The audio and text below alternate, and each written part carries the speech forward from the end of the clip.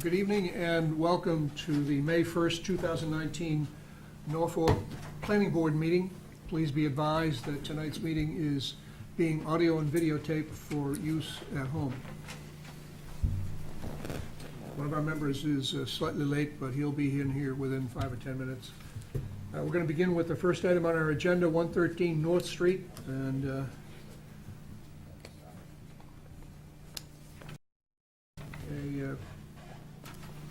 this is a continuing public hearing, right? Correct. Yeah, okay. So please identify yourselves and go ahead. Good evening. I'm Brian Weiner, civil engineer with Dunn & McKenzie, and this continued public hearing, and wanted to walk you through some of the revisions we've made since the last meeting, and we've addressed the comments that were given to us. We could turn to sheet number 3. I think it shows the majority of the work. So one of the things that we did since the last meeting is at the intersection with North Street, we have a 90-degree angle. We also have the 20-foot radius at North Street. Additionally, we looked at the area at the top of the watershed, and we did those calculations, and so there's a small graded depression at the end of the pavement as part of that runoff analysis within the grassed area. But a lot of the comments I think are straightforward. We did additional test pits in the road. We also did a test pit in the basin. We located the 24-inch diameter trees as requested. We show the 100-foot wetland buffer. We show the 50-foot wetland buffer. We're well outside those areas. We also show the driveway to Parcel 3 that comes off the new road at the end of the road. They'll eliminate this existing driveway connection from Parcel 1 to Parcel 3, which is the current access, and that'll become a grassed area. We've also shown additional detail on Parcel 2, which is the new house. We show the septic system. We show where the roof drain comes out. Showed a little bit of grading along the north property line here to be certain that all of the storm water stays within the property at the natural drainage depression. We've clarified that the stone check dams, they are temporary during construction, but also they will be permanent with the final site construction. And so those check dams will always be within the grass swale to slow down the storm water and remove any sediment.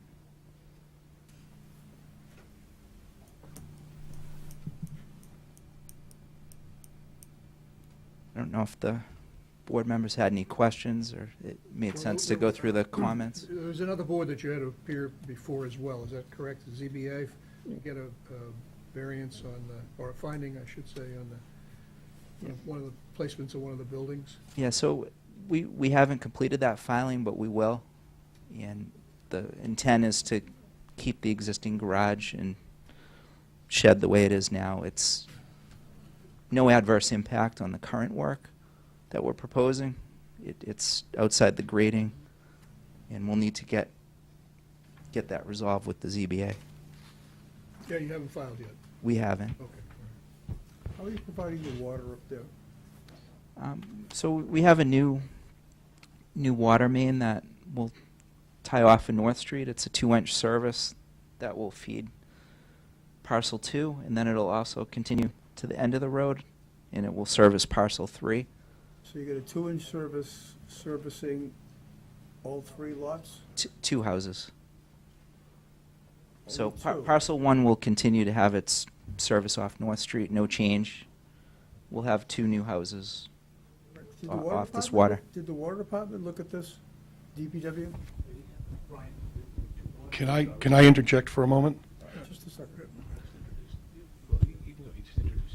I'm Eric Carlson. I'm one of the people involved with this. There are 2 water mains or 2 water gates already on the property that are unused, that can be used in the building. One would serve Mr. Willard's house, the other would serve my house. Right, what I asked is did the DPW review the water for this? How long is the road, we had this in another subdivision over off of River Road, that's why I asked, how long is the road? It's 390 feet to the top And I plus. see here that you haven't got the 20. information back from the fire department as far as the pressure and the transport for their vehicles, is that correct? We're still waiting for that? That's correct. All right. I think and there's no hydrant back up there either. No. All right, because we had the same issue with another small subdivision off of River Road with Ron Nation, who's coming in, and I believe they wanted a hydrant at the back of the property, just for the cleaning out of the water, because the water runs in a dead end and just collects debris. So, without going any further, I think you should just put this by the water department. The DPW, Betsy, get these plans? They did. No comments? Right here. All right. You should just check with them to make sure this setup is okay, all right? Because basically, you got a 300-something foot road, you got a 2-inch service, which isn't novel, and you've got no hydrant. So where's the closest hydrant on North Street. North Street? Right down by, Yeah, there's an existing hydrant. Again, I'm Eric Carlson. There is a hydrant. If you look to where the road comes out, the new road comes out, just to the right of that, between that and the house on the other side of the property line, there is a hydrant right there. Okay. All right. But that's why the fire department should review and make sure they're all set, and the DPW, and then we're fine. Okay, because we had something like this, as I said before, and there were some comments regarding that. We could add a fitting at the end so it can be flushed I'm out. not even saying you have to, I'm just saying to put it through them, just make sure it's okay. I know there's a problem when the water goes that length, where the water is just stagnant down there, they won't be able to flush that out. And I know that was a problem over in River Road, with the cleanliness of the water just sitting at the end of the cul-de-sac and not having the ability to flush the lines out. So again, it's not my expertise, but if you could just check with the water folks, Mr. McGee, that would be great. Yeah, Okay? we can work that detail out with the All right. water service. Okay, great.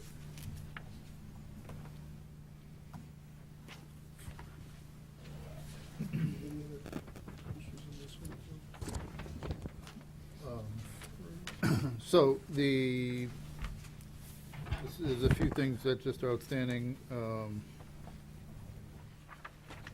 P2 on page 3 was, the requirement is 500 feet as opposed to 300 feet for abutters. And you gotta put I think you gotta include the names on the plan, too, right, names?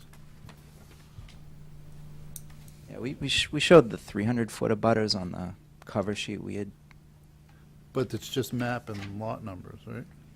that's correct. Yeah, we had talked to I believe Richard and confirmed the distance. It says it right in the regulations, 500 feet. I checked it again. What did they do? They didn't extend the definition of a butters far enough. Yeah. So all your butters weren't notified? I think when you and Jim, I misunderstood the question, actually. I was just talking to Ken earlier before the meeting. I thought it was about notification to butters, not actually showing the radius of butters to the site. So, Yeah, we can add that to the plan. It's something minor. We did the notification for the 300 feet. So in P7 is some of the utilities. Just want to make sure that we're not going to run into issues. Now Parcel 3, the existing house is connected to a well. That's what Yes. the plan says, right? Is the well going to be active after this water? No, line the is well, built? the goal is to abandon the well and have the town water service. Again, Eric Carlson, the well won't serve the house. I may want to use it for irrigation. Okay, well, yeah, I think it should be shown. It is shown, I believe. Yeah, we labeled there is an existing well. We didn't show the location. Down at the bottom here. Yeah, there's two of them. It's close to the wetland area.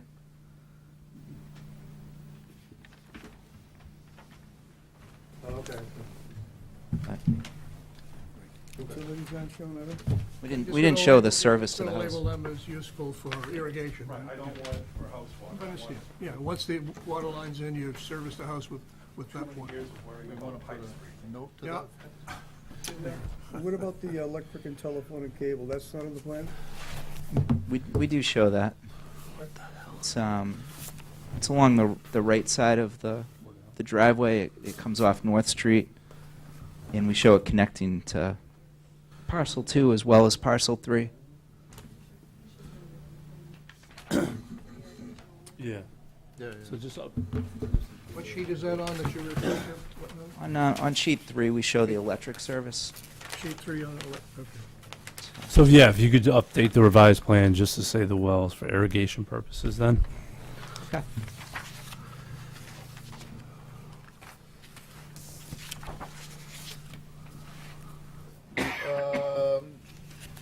R9, provide monumentation. Page 5.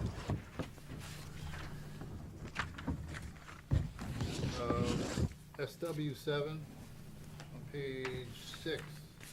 So what we learned from your additional test bit was that the infiltration rate in that basin, natural basin, is lower than the other soils, right?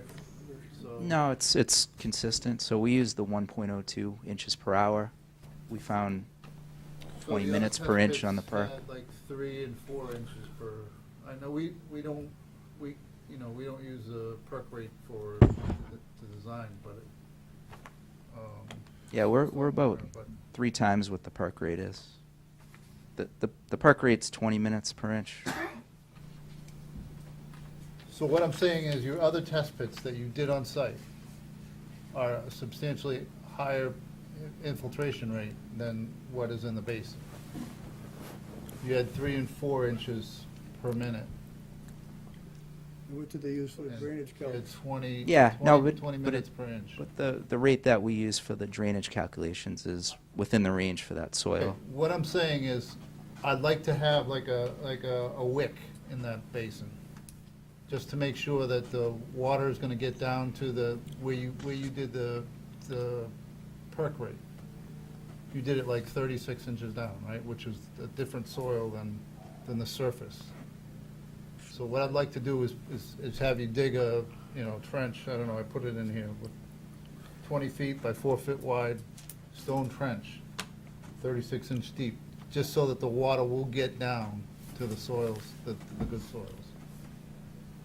Does that make sense?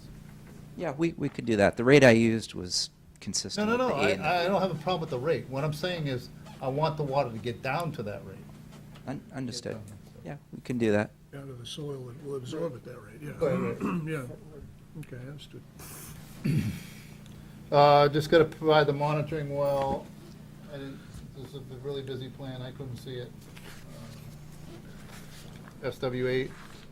And then SW9, again, because the soils are much better around the site as opposed to where the natural basin is, I'd like to put in dry wells for each of the houses, or certainly number 2.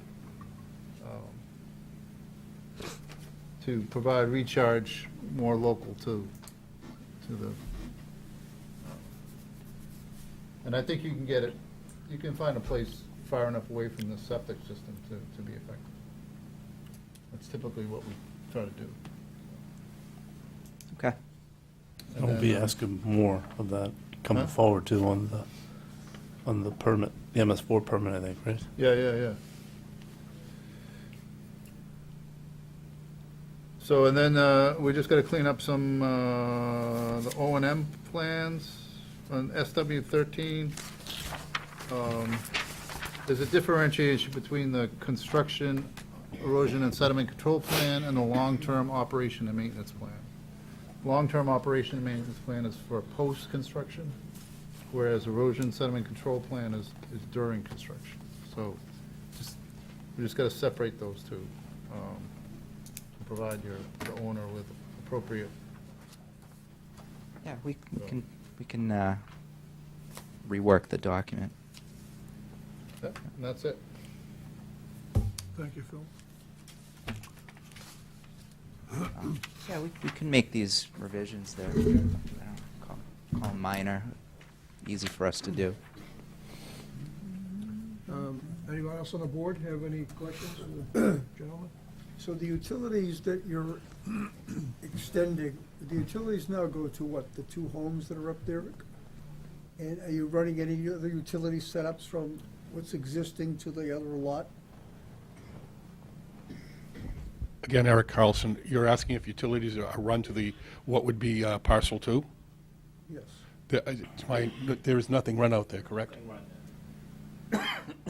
They have overhead wires today for electric, and then he has the well. So what I'm saying, this is a 3-lot subdivision going to be approved by the town, right, the roadways? So all 3 houses have overhead utilities right now available? There's only 2 houses on the property, sir, and they do have overhead. And the 3rd lot also is full electric? I mean, in utilities? Right, everything will be underground, water, cable, electric, phone. Oh, it's going to be underground? So Yes, we're everything's going underground. we're proposing no change to existing Parcel 1 house. The new house on Parcel 2 and the existing house on Parcel 3 will have a new water service, new underground electric. So you're going to get an electric plan from the utilities to run the services to those other 2 lots? And the existing lot that is now connected is staying as it is? Correct. And that's overhead currently? Yes. It right directly from the street.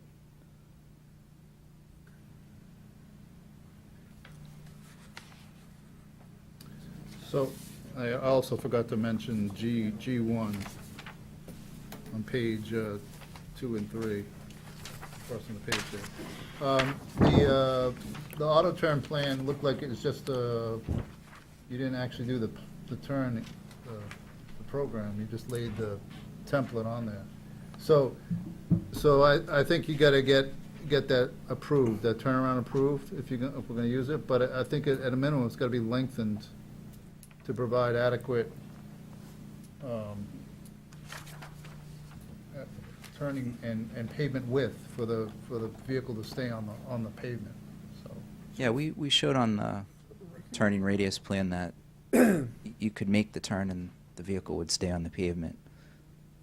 So again, what you showed was you laid the templates on there. You didn't actually show, like, when a truck is turning and you stop it at the edge of pavement here, he can't get his butt around to get, it's not long enough or wide enough, the pavement on these lakes.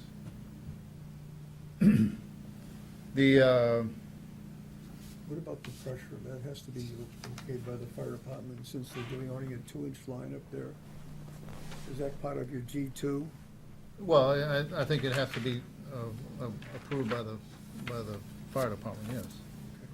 For the pressure and access?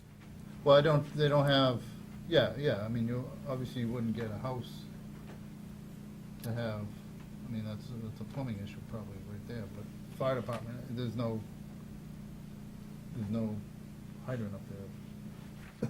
So the pressure would be coming from the hydrant on North Street. Right. So they have to make sure that that pressure works up there. Yep. That's what we're talking about, the 2-inch line. Your 2-inch line for service is fine, because normally a residential is a 1-inch line, but if there's a fire up on that back lot, do they have the pressure to go from this hydrant to service the fire trucks to deal with that fire 350 feet back? Which is really, Yeah, really important. Yeah, no, it's an Which is the fire chief. existing house today. Right. But you're running a new 2-inch water line, correct? Correct. All right. If So- it needs to be larger, we could make it Right. larger. So again, you've got to deal with the fire department because they have jurisdiction over that. So as long as he's okay with the pressure and the water department's okay with the size of the line, and the availability not to clean out that line, so it just dead ends there for the folks using it. That water's like a chance to be cleansed. It's gonna sit there in that line all the way up for the dead end street. And that's why in this other case I was talking about, they suggested a hydrant at the back, so the town has the opportunity to go flush that line out. And that's why the contacts with the DPW and the fire, for whoever's living up there, are gonna be important. The other issue that Phil raised is the turning radius to get the fire trucks in and out of there, right? Yeah, yeah.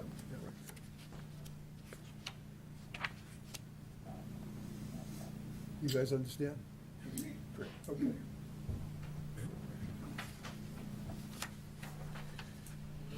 So any further questions from members of the board? I don't know if you want to go through the waivers, there's quite a few waivers. Yeah, we should. What page are we on now? 2.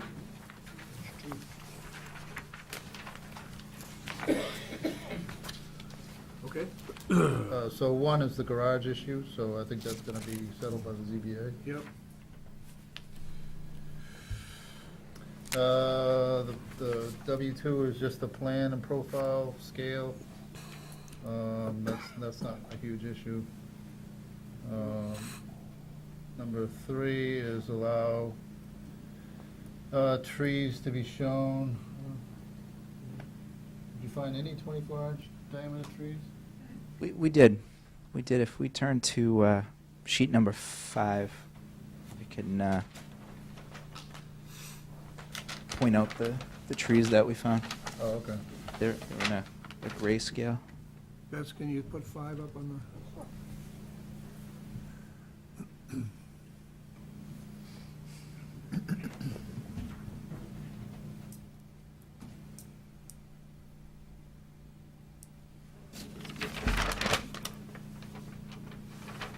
It's a W5, Walter.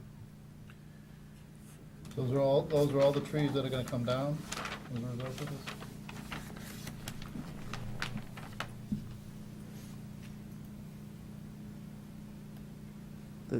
The trees that are within the road layout, they would come down. The ones that are outside the road layout, they would stay. We've been able to keep the grading within the, Does the grading work out for you guys up there, putting in the road? yeah.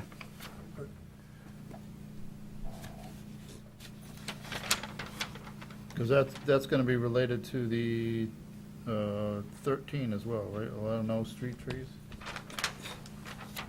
Correct, yeah, it's, So I think you kind of should identify which trees you're gonna save.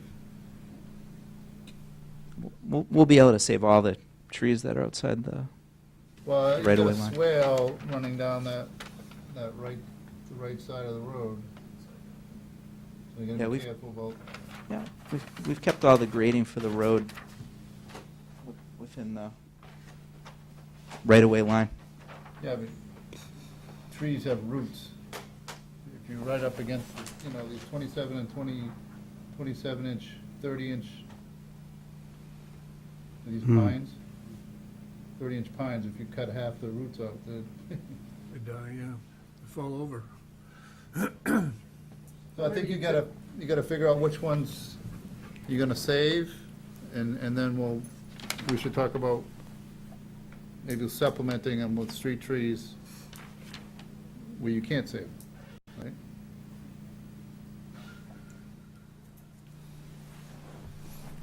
Yeah, just the challenge is the grading.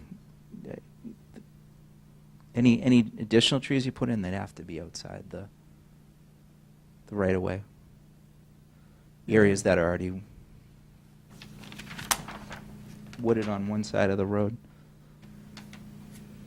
And the other side's the basin.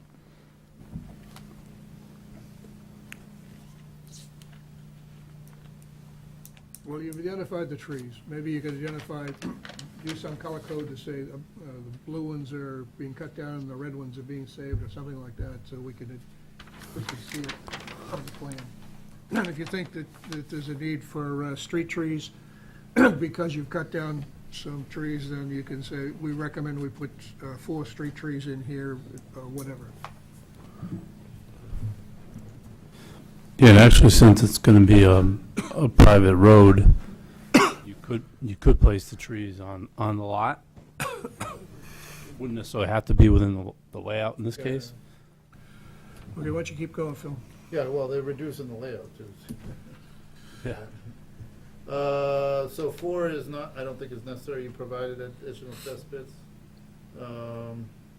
Number 5, which is 2 sections, not allow, provide sidewalk along the frontage of North Street. Does North Street have sidewalks right now? Nowhere, then that's kind of a waste. But, right, so we recommend that you provide, it's kind of standard to provide funds for the sidewalk in lieu of. Yeah. And I mentioned to Attorney Cannon I would get back to him with which I haven't as of yet, but. But what are our Whether or not- regulations? Our regulations call for sidewalks on both sides of the street or what?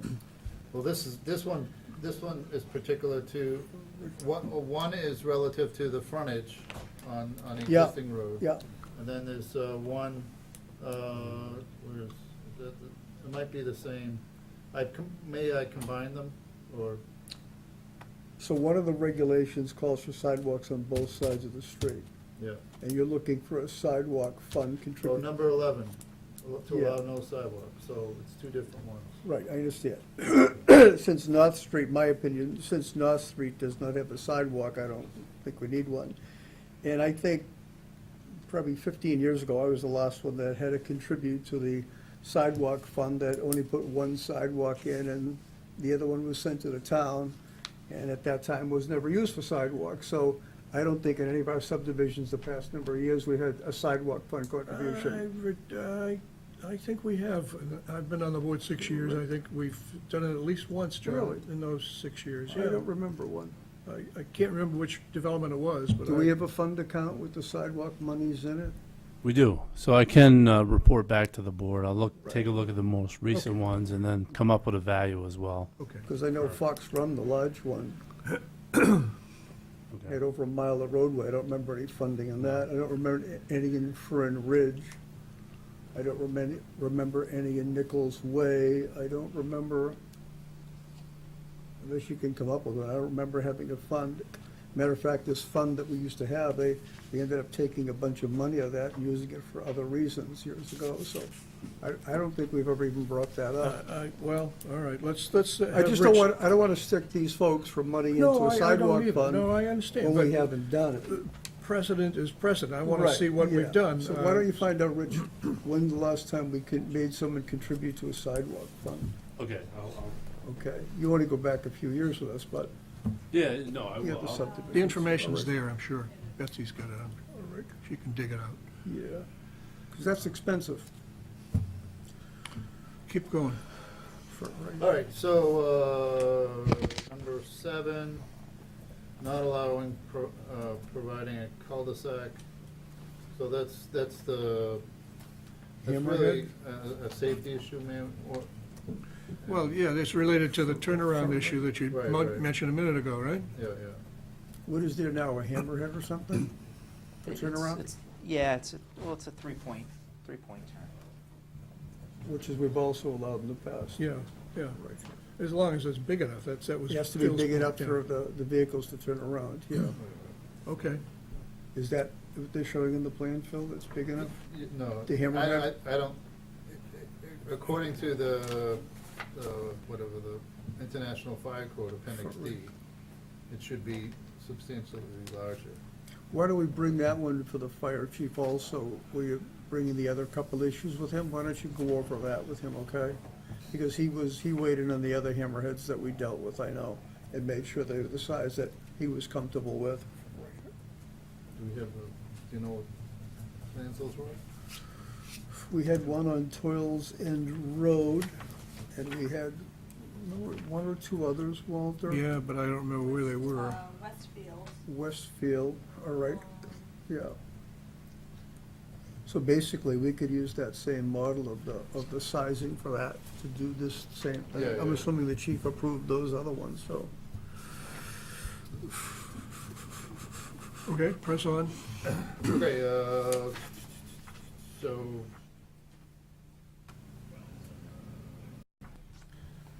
To allow, not providing a street cross sections, yeah, that's probably not a big deal. Yeah. To allow pavement width of 18 feet. Mhm. Yep. That's kind of in line with LID practices. The grass strip, obviously you're gonna eliminate it, you're gonna try to save, you're gonna have that swale Mhm. on one side, Right, yeah. and you're just gonna grass the other side, or? Correct. Be not- Yeah, there'll be a grass shoulder. Okay. No sidewalk, number 12 would be allow no curbing or granite edging consisting country drainage. So that's pretty standard. Right, yeah. Allow no street trees. I think they've got to reevaluate that one to figure out. Yeah, we covered that earlier, right? Yep. So I think that may be a condition that you want to include, to evaluate what it is once they clear it. Yep. And allow no, just, What are you proposing for lighting? You're proposing just post lights at the end of the driveway, or what? Yeah, it would be for each individual lot. So these roads are not gonna be accepted by the town, they're correct? That's correct. Right, so I mean, the whole thing changes as far as street trees. To me, street trees, street lighting, it's gonna be their own compound with a few lots, and they've been there from forever. And, I mean, to me, if they wanna put in trees, they can put in trees. I don't wanna go force them to put in $650 for a tree to go finish their compound. I'd leave them to dress it up themselves. Same with the lighting. I mean, you're probably gonna have a lamppost or something anyway, right? I don't think it's a matter of overkill with a private setup like that, you know?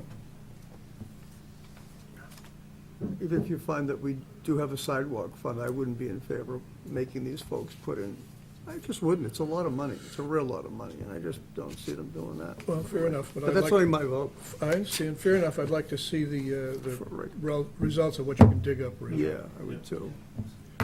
Okay, any questions from people in the audience about what has been presented? Oh, question in the back there.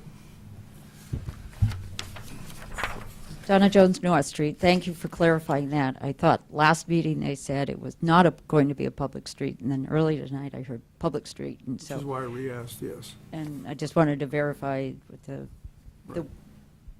does that change the width of the driveway/street going in, and whether the fire truck has to get in and turn around, or It still has to be back up? safe, it still has to be safe access, right, but we're less likely to make someone conform to 24 or 22 if it's gonna be a private way, so. Okay. And I did notice on the maps that it says existing wells, plural, and existing pump house. Is that a physical structure of a pump house? Could- It's in a box. It's in a box, covered box. Okay. Thank you.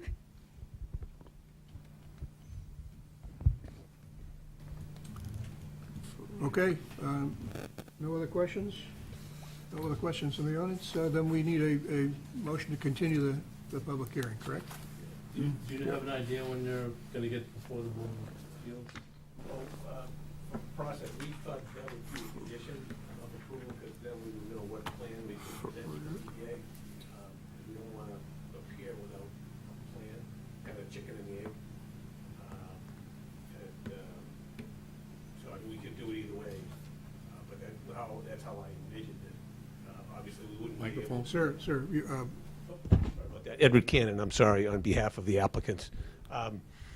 So that's how I envisioned it, is that we would have a plan that was an approved plan, hopefully, with conditions, and then we could take that to the ZBA and ask for the appropriate relief. Then we would know, they would know what they're acting on, not a sort of, well, what happens if we decide and then the plan changes?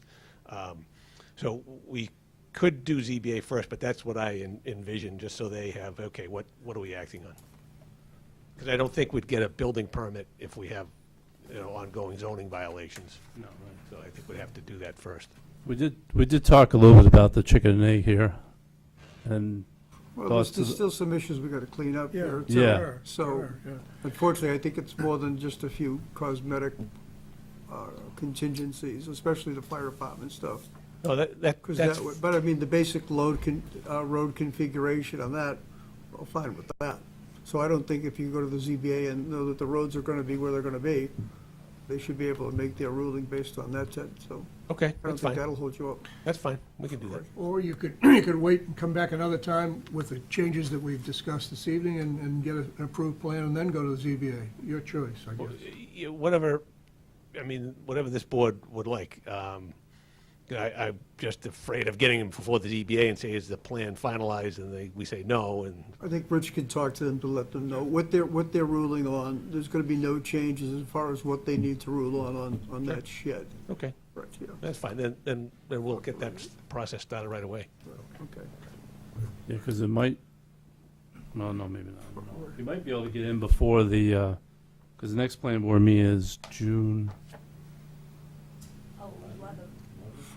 June 11th, yeah. That would actually. Yeah, Yeah. Are they meeting tonight, ZBA? they are. Yeah, Yes. okay. All right, so can we have a motion to continue the public hearing on 113 North Street until June 11th at 7 o'clock? So moved. Do you have a second? Second. Any further discussion? All in favor, say aye. Aye. See you next meeting. Thank you.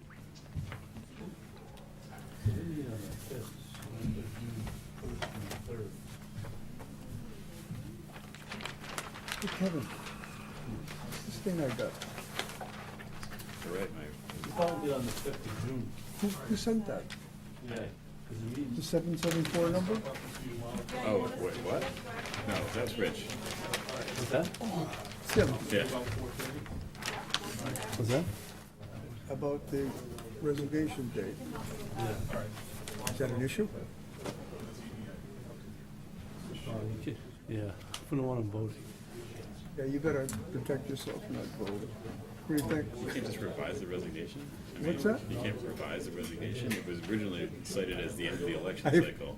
It doesn't matter to me, but Can he, what, Betsy? Oh, what does the letter can say? he revise It it? does say April 30th. April 30th. I say this for your benefit. All right, hold on. Not for, we go. Find out. I was texting Carol right now. Is that what you're doing? Oh, if you Oh, are? you were? Yeah. Okay. Hey, guys. All right, then I won't blow her phone up then. Yeah, if you can, Can you text up to the Carol right now That's extending what I'm it? doing. yes. There you go. Whose idea to hold the meeting May 1st? I think you set them up. Somebody did set us up. Right. Details, Dave, we details. should have had a meeting yesterday. They'll We kill you. would've been all set. They will kill you. All right, next item on our agenda is 7 Shire Drive site plan public hearing, and we, I believe, have a request to continue. Is that right, Rich? You do. All right, so we need a motion to continue the public hearing on 7 Shire Drive site plan and stormwater management permit, earth removal permit, and special permit to June 11th at 7:10. So moved. We have a second. Second. I'm not in yet. I can, You will be for that one. all right. All right, any further discussion? All those in favor say aye. Aye. It is a vote, and we will see it next month. Next item on the agenda is 5 Phillips Way, site plan and earth removal permit, continued public hearing from 4/9. Who's here to speak? You, yes, sir. Susie.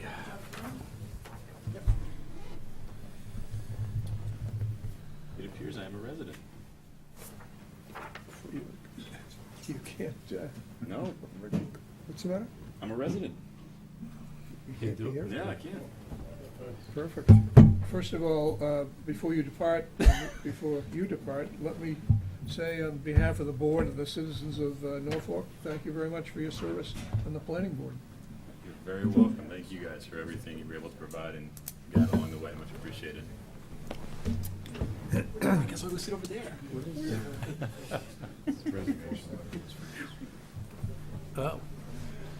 An explanation of what's going on, Mr. Calcutt I thought has you were going to get a drink. sent a letter to the planning board saying that he would resign his position effective April 30th, which was yesterday, not anticipating that there would be another meeting on May 1st.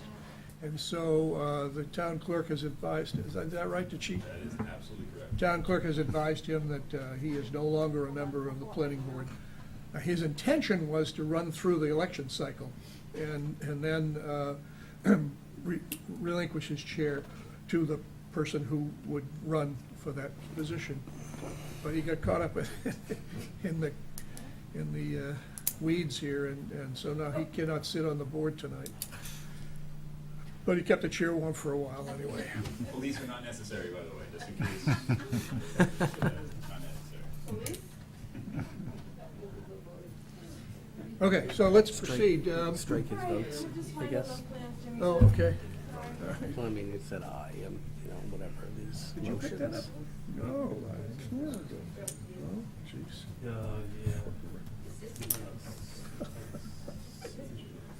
I don't know.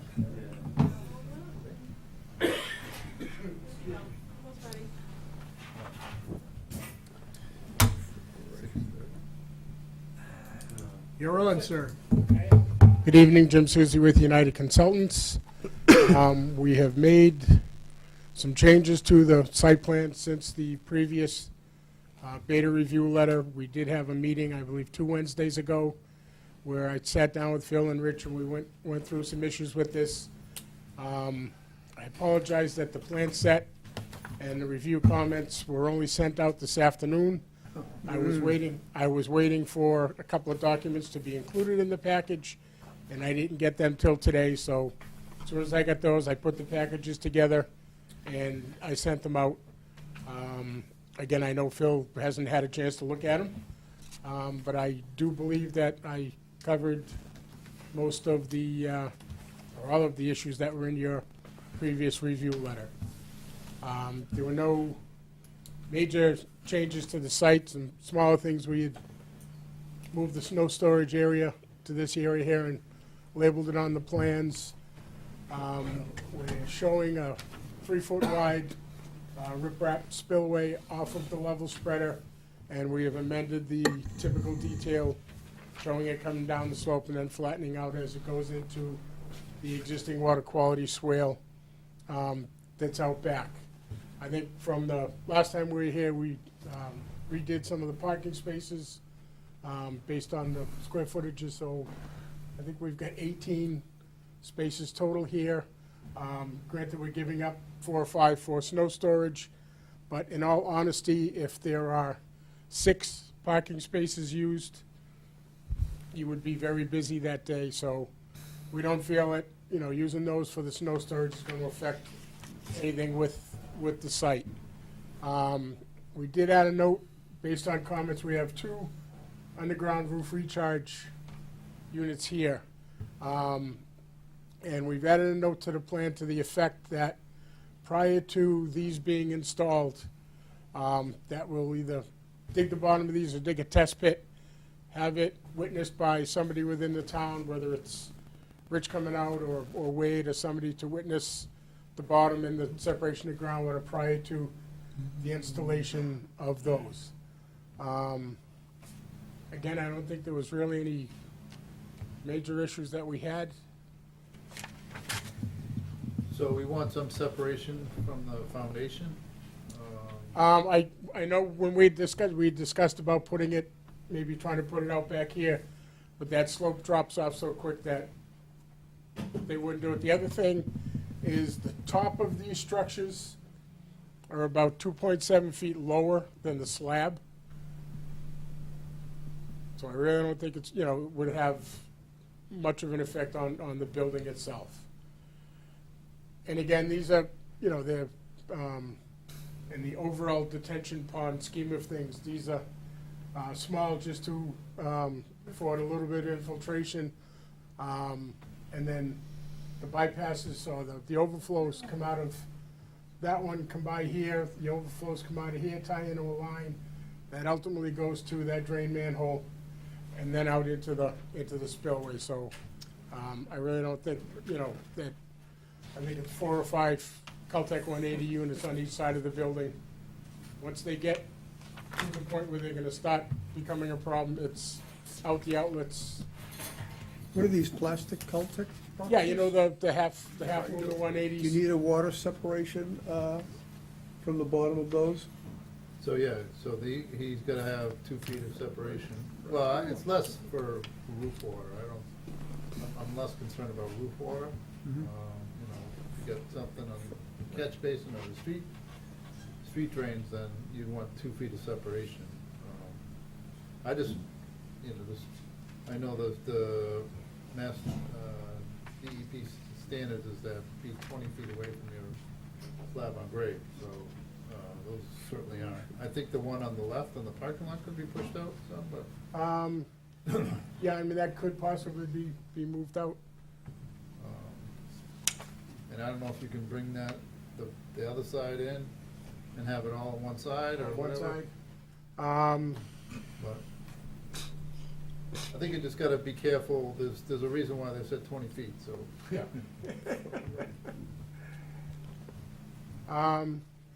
Maybe put a couple side by side because we do have the wastewater holding tank for the floor drains in that location, so, we really couldn't Are they- swing it all the way up. Are they using more than 80% coverage? 'Cause isn't the subdivision supplying 80% stormwater coverage for the lots? Yes, this lot is part of the overall So drainage the- analysis that was done for the subdivision. So the roof drains are above and beyond that? So the standards have changed since the first subdivision was approved, Right. so there's more recharge required. More recharge, so that's why So- these roof so drains this- are there? Yeah, this makes sense. So that'll be the same way for the other lots in this Yeah, subdivision, that's what we've correct? been doing. Well, they Correct. have other issues they deal with, but Okay. but they're providing the recharge. Okay. Okay, so you're gonna move that guy across to the, Yeah, we're gonna try to move this out and then get him either Yep. next to it or, yep, possibly slide the tank up so we can get the two of them just as well on okay. recharge area. One question on the snow. Down the road, a gentleman decides to sell his business, another bunch of folks come in, we need 18 parking spaces, where are you gonna put the snow? If that instance happens, then we would probably just stockpile down in either this area or this area, and it would have to be removed from the site. Yeah, is that the dumpster that back there? Dumpsters is right Yeah, there in the okay. middle, yeah. Right, so I I mean, can't we bury can push that, to- right. to this corner or push to that corner, and ultimately remove it from the site if If it, yeah, if the it was too parking is big, yeah. required. Okay, understood.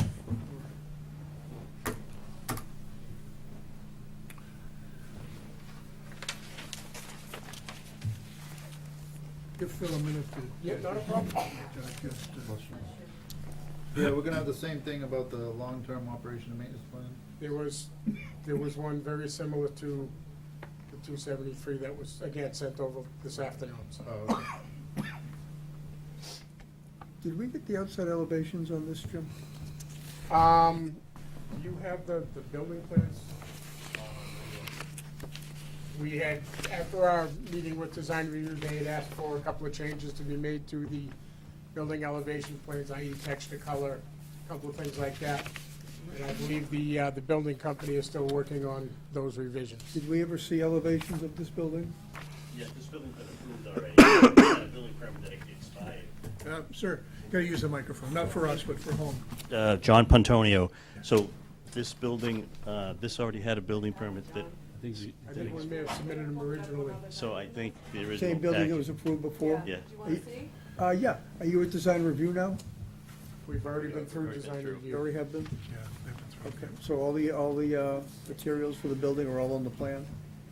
Yeah, they just asked for the colors Right. to be added to the plans. Is it metal or hardy wood or? No, it's a metal building. Correct.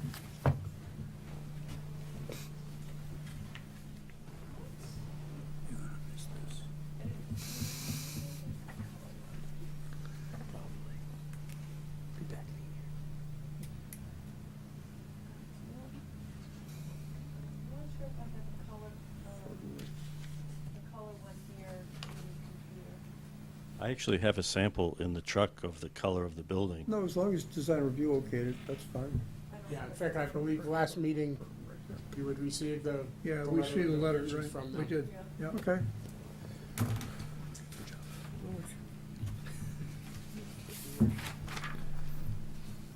Are there any substantial? No, I think, We approved it. Probably the infiltration is The biggest thing? a lot of it's just documentation, making sure that you get adequate soil there to infiltrate it and also the separation. So, most of the other issues are just, I don't know if you want to review the waivers or whatever, but I don't see any showstoppers.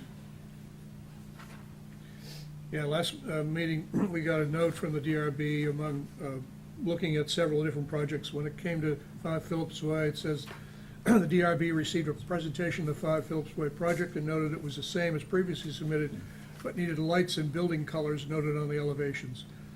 So that was really it. And the lights have been added, right? Well, the lights are on The building.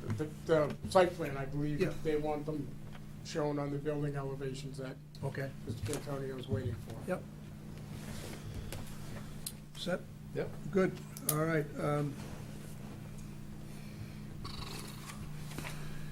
Do we touch on the waivers? We all set on the waivers? Excuse me. I think it'd be, so just to kind of sum up where we're at, as probably people know, but just to somewhere, sorry, let me restart again. So the election is coming up next week, Yeah. May 7th. As you know, Kevin stepped down. Obviously, he's really stepped down. He's not here tonight.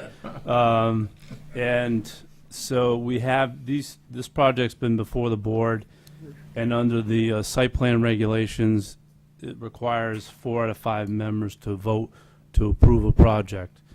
So we're not necessarily in ordinary circumstances here. So what we attempted to do, and I did today, draft a decision, anticipation, hopefully that the board could close the hearing, vote on this draft decision, and then the 4 members who here could vote on it to approve it, and then it would be subject to additional review to clean up some of the things that we just heard from with Beta Yep, before the plan gets endorsed. right. So we don't need to have them withdraw the application and start the whole again. process Indeed, all over yes, again. Indeed, right, okay. The one thing as I will note, as I've been listening, if you move the call text, Yeah, then that waiver would go away. yes. So Yeah, you have to get 25 feet, right? yeah, I don't know if you think you could achieve 25 feet and not need the waiver. It's hard. You Yeah. probably wouldn't No, know. I believe there's a way I can get it to work. Okay. So then if that were the case, we can delete that Mhm. one waiver request. He would comply. Yeah, The one thing I would want to add in here, which I just realized as I was thinking about this, is do you know if they'll be blasting there or not? I know the fire chief raised that question. No. You don't think you need it? Okay, all right. What I might do just as a kind of safeguard, we'll just put a condition relative to blasting in here, in the amended condition, because that was one of the comments the chief mhm. raised. Being what? To file for a If- blasting plan to If the. needed. If needed. That's state law, right? It is, but there are some requirements that the Norfolk Fire Department has that Extra. I think so, from the sounds of it. I know that, I don't recall, the state requires like having a watch. I think he mentioned something to that effect. What's that? They had like a fire department basically on site during the blasting. Yeah, I know that well. The fireman has to be there as you're drilling and blasting. Is that a part of the state requirement or local? No, that's local. That's a local, okay. So there are a few things relative, local-wise, are different than the state. So anyway, I'm just gonna, in the redraft, just put that in there anyway. Can't hurt. So what I thought we potentially could do is there does need to be some proofing of this, as I see. Yep. And some finessing. So what I'd like to do is, if the board would be so indulged to vote on it, subject to just revising it, I could send it out, and then Greg would have to come in before Tuesday to sign it. Yeah, that's fine. And we could give you a parting gift kind of thing, and send him to come in on Tuesday, but you missed it. You missed it, but, and that's a long-winded thing, but that's what I was trying to shape for this one, and we will be discussing it for Some others, 273. and so- Right, well, let's deal with this one first. So we need a motion to approve conditionally the site plan decision number 2019-01, right? So moved. Subject to revisions, right, so Is moved, this right. earth Do removal we have a permit second? part of this also? Second. All right, And there is a earth removal permit for this one. so we need a separate vote on that. Correct. I didn't hear that motion. Was that our contingent on Contingent on the the sign off from revisions. Beta? Yes, Okay. and revisions that Rich will make to the decision, draft decision. And Beta's review of the adjustments to be added to the plan. The conditions made this evening. Yes. Okay, And that actually, there is already a condition relative to Beta doing a final review in this one, okay, so Okay. we're covered in that regard. okay. All right, and we have a second. Any further discussion? All those in favor say aye. Aye. It is a unanimous vote of the four members. Now, You didn't close the hearing. oh, we didn't close it. Yep, all right, back up. We need a motion to close the public hearing on the site plan application and the storm Earth earth removal permit, 4-5 Phillips Way. So moved. Second. Any further discussion? Hearing none, all those in favor say aye. Aye. Aye. All right, now, back to the motion, as we said earlier, to approve the site plan application decision number 2019-01 for 5 Phillips Way. All those in favor say aye. Well, we need a motion, sorry, we need a motion. Motion so moved. And do we need a second? Second. And any further discussion? All those in favor say aye. Aye. Aye. All right, now we got there. Now, we need the earth removal, right? I don't have a draft of, do I don't have a draft of that? Do we have a draft of that around, Rich? Me too. I have the site plan, but I don't have the earth removal one. All right.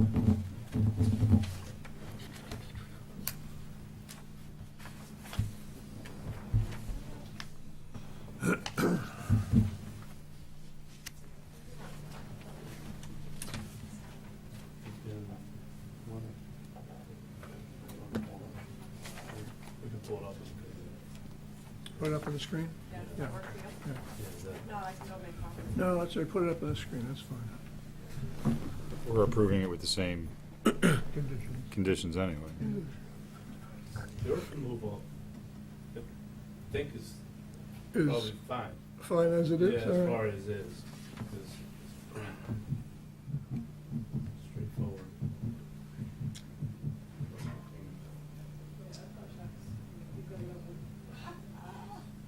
So you can be reading. Oh, there we go.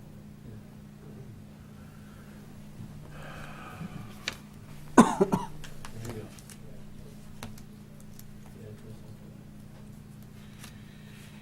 go. Are all the standard conditions in this Are there any extra conditions? Nope, I just use the standard conditions for Okay. the removal permit. We're gonna change the vote. Yeah, we'll have to change the vote. We'll change the vote.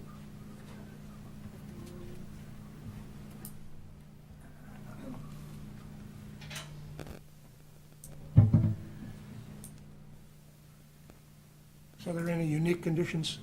No, they're the standard conditions for the Standard. removal All permit. right, okay. Any questions from the board members about the earth removal permit? No. If not, I'll entertain a motion to approve the earth removal permit and notice of decision for 5 Phillips Way. As- With the conditions noted. Edited vote count. With the edited vote count, yes, being 4-0, correct? Or So moved. or whatever the vote count turns out to be. So moved. Do we have a second? Second. All in favor, say aye. Aye. Aye. Yep. Make it 4-0. Do we have anything else for business with this one? Thank you very much. Thank you, Jim.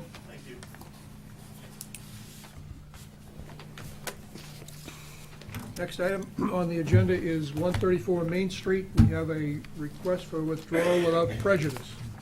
Do we get a letter in that regard, or was it just a verbal, No, Email. an email? An email, okay. All right, so we need a motion to approve the request for withdrawal without prejudice for 134 Main Street site plan and special permits.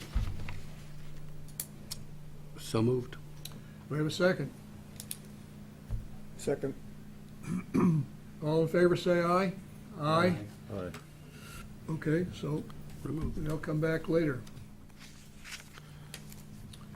Next on the agenda is 273 Denham Street, site plan removal and stormwater management permit, continued public hearing from April 9th.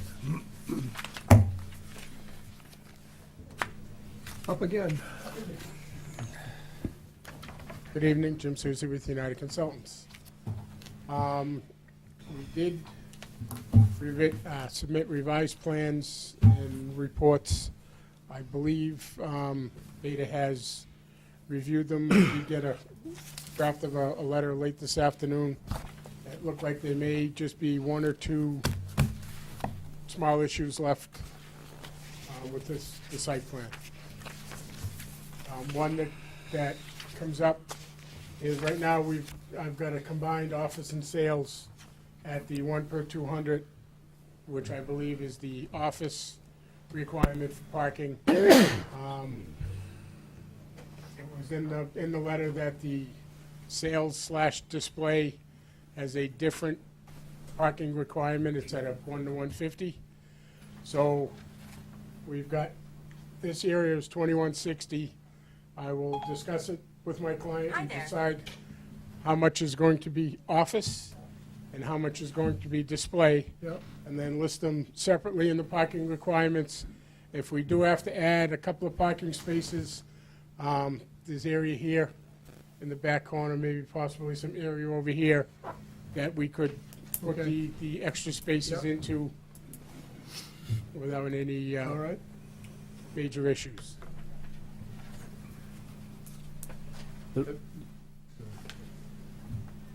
There is a possible other alternative.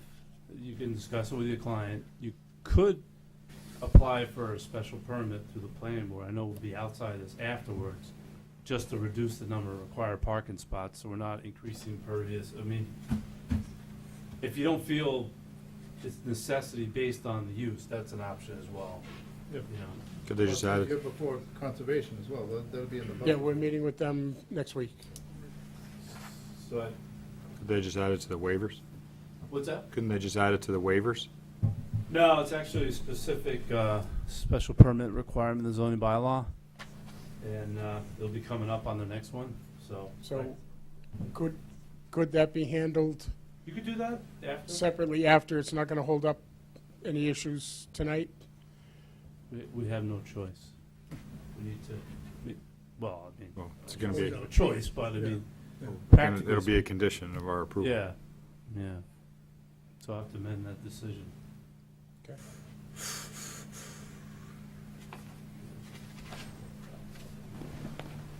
I think it might be a stretch doing a site plan with the condition of having a whole special permit. It's a stretch. I'm not saying it's not. That's a whole public hearing. When did this come up? Just recently? Yeah, just. On Phil's final letter this afternoon. We had a, it was included in the draft letter too, so. The one from when we all sat down? Yeah. Okay. Sorry that I missed that, because I thought we had revised that count, and we ended up with, I think, 4 or 5 more spots at that time. It's easily taken care of, I'm not, Yeah, I didn't check it at all today, so, because you didn't respond to it, I didn't change it, so. okay, not a problem, I will go through it. Again, it's like the underground recharge on the last one, it's not a big fix.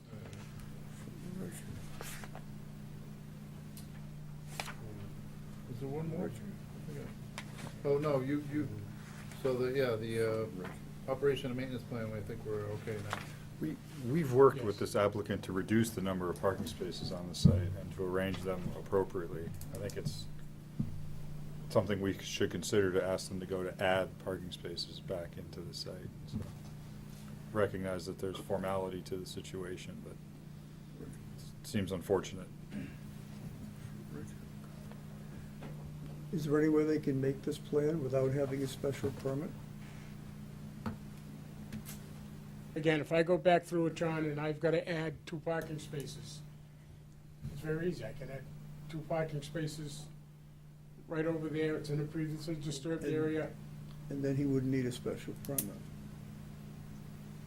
Is that correct? Well, yeah, you wouldn't need a special permit, but then you gotta, but then you're adding more pavement to an area that you don't have right now, right? I mean, that's, And really, we're talking, for 2 parking spaces, we're looking at 300 square feet Does of that pavement. affect anything, Phil, if he had 2 parking spots? I don't think it's gonna be super significant, he may add a couple chambers or something, but I don't. You're not in the lot coverage range that, No, to the max, are you? I think we've still got room on that because we've got, huge part of the lot goes back here, John. This is all green on the side. The front is all green, you know what I mean? Yeah. outside the buffer, what's the conservation? Here's the 50, here's the 100.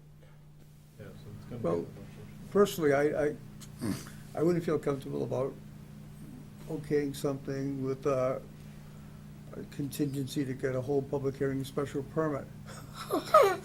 What I would be in favor of is approving this contingent on 2 parking spots being added with a review of the drainage okayed by Bader. And then we're approving this plan with a modification, which from what Phil tells us is minor, and then we're away from that.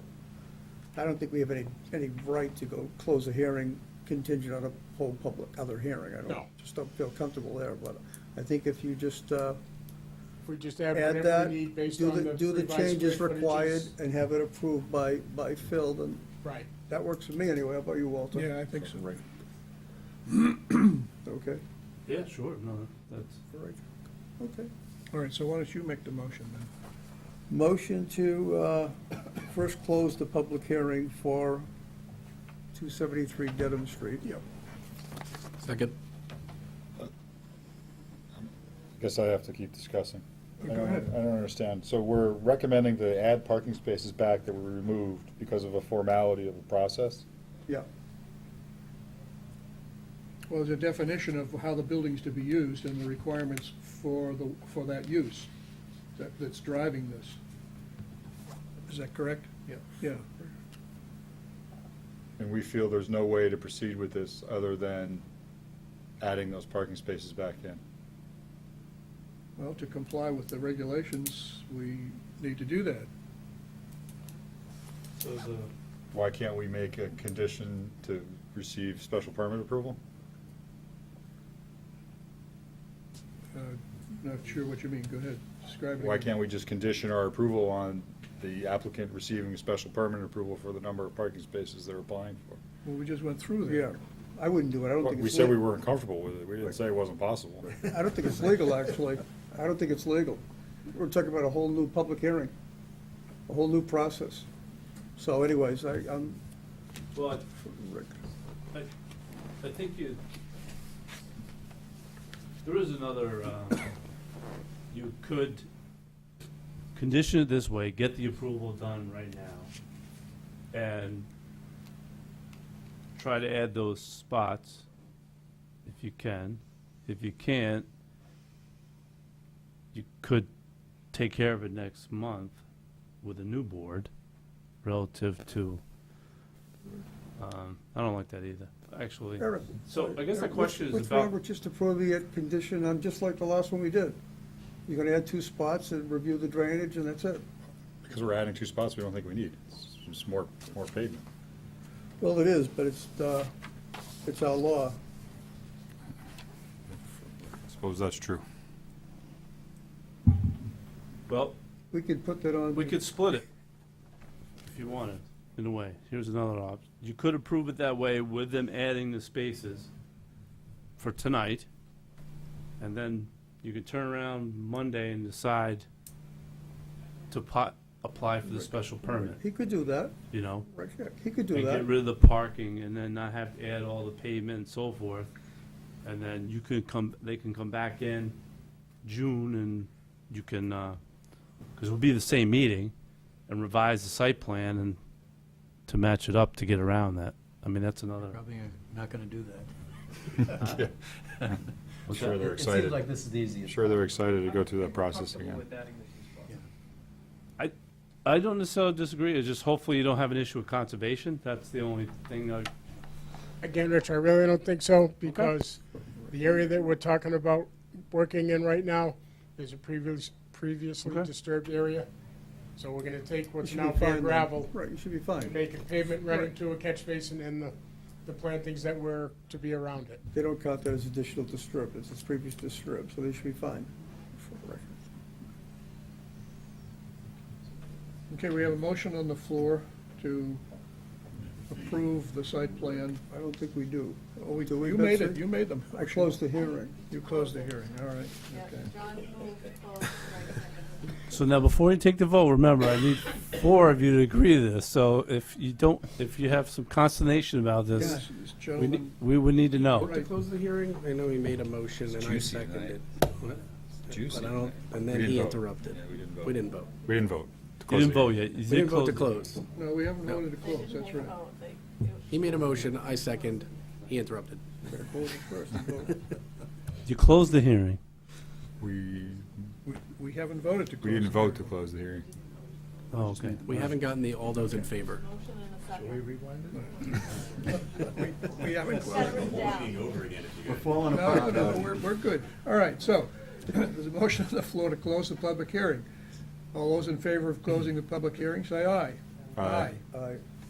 It is closed, all right. Now we need a motion, John, to approve the site plan as amended. Did you print that? 270, yeah, it's here, it's here. It's this one I here. don't seem to have a copy. May one, if you want. All right. Motion to approve the site plan, decision number 2018-09 for 273 Denham Street, contingent on adjustments made to the parking and approved by our consultants, Beta Engineering. Do we have a second? Second. All those in favor say aye. Aye. Aye. Okay, now we need the stormwater management permit, correct? Correct. All right, so here's the, you got that guy? All right. Motion to approve the condition of approval of 273 Dedham Street stormwater management permit for 273 Dedham Street. Do we have a second? Second. All those in favor say aye. Aye. Aye. Done. Thank you very much. All right, you're welcome.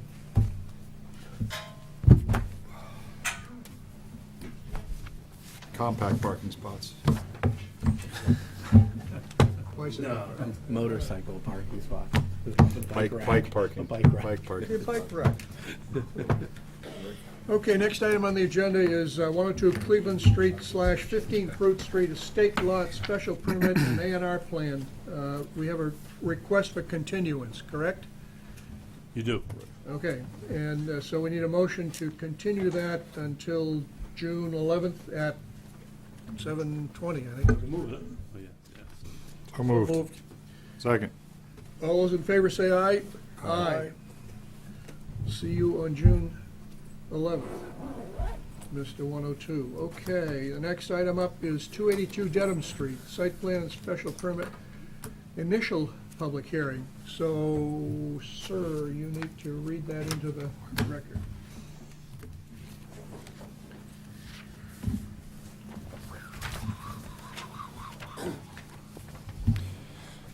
Notice is hereby given that in accordance with Mass GL Section 40A and the Norfolk zoning bylaws Section F11, a public hearing will be held on Wednesday, May 1st, 2019 at 8:10 PM in Room 124 at the Norfolk Town Hall, 1 Liberty Lane, Norfolk, Massachusetts, relative to a site plan application for property located at 282 Denham Street in Norfolk, Massachusetts.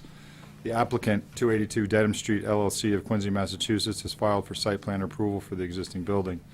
The applicant is also requesting a special permit for a reduction in required parking spaces. Clever. The property is located at the C1 zoning district, reference assessors map 18, block 69, lot 11. The plan and application are available for public inspection in the office of the Norfolk Planning Board during the hours of 9 a.m. to 6 p.m. Monday through Thursday. Thank you. Who speaks for this? Sir? Mr. Chairman, good evening. For the record, my name is Bill Buckley, and I work for Bay Colony Group, and I'm here representing the applicant. They couldn't be here this evening. They apologize, but they already had plans to be out of state, actually. So what we're here before you this evening is a special permit site plan for an existing building located at 282 Denham Street, which is on the intersection of Denham Street and Shire Drive. Yep. This is a 40,000 square foot, one-story warehouse that was built, according to the assessor's records, in 1966. So subsequent to that, it went through site plan approval in 2008.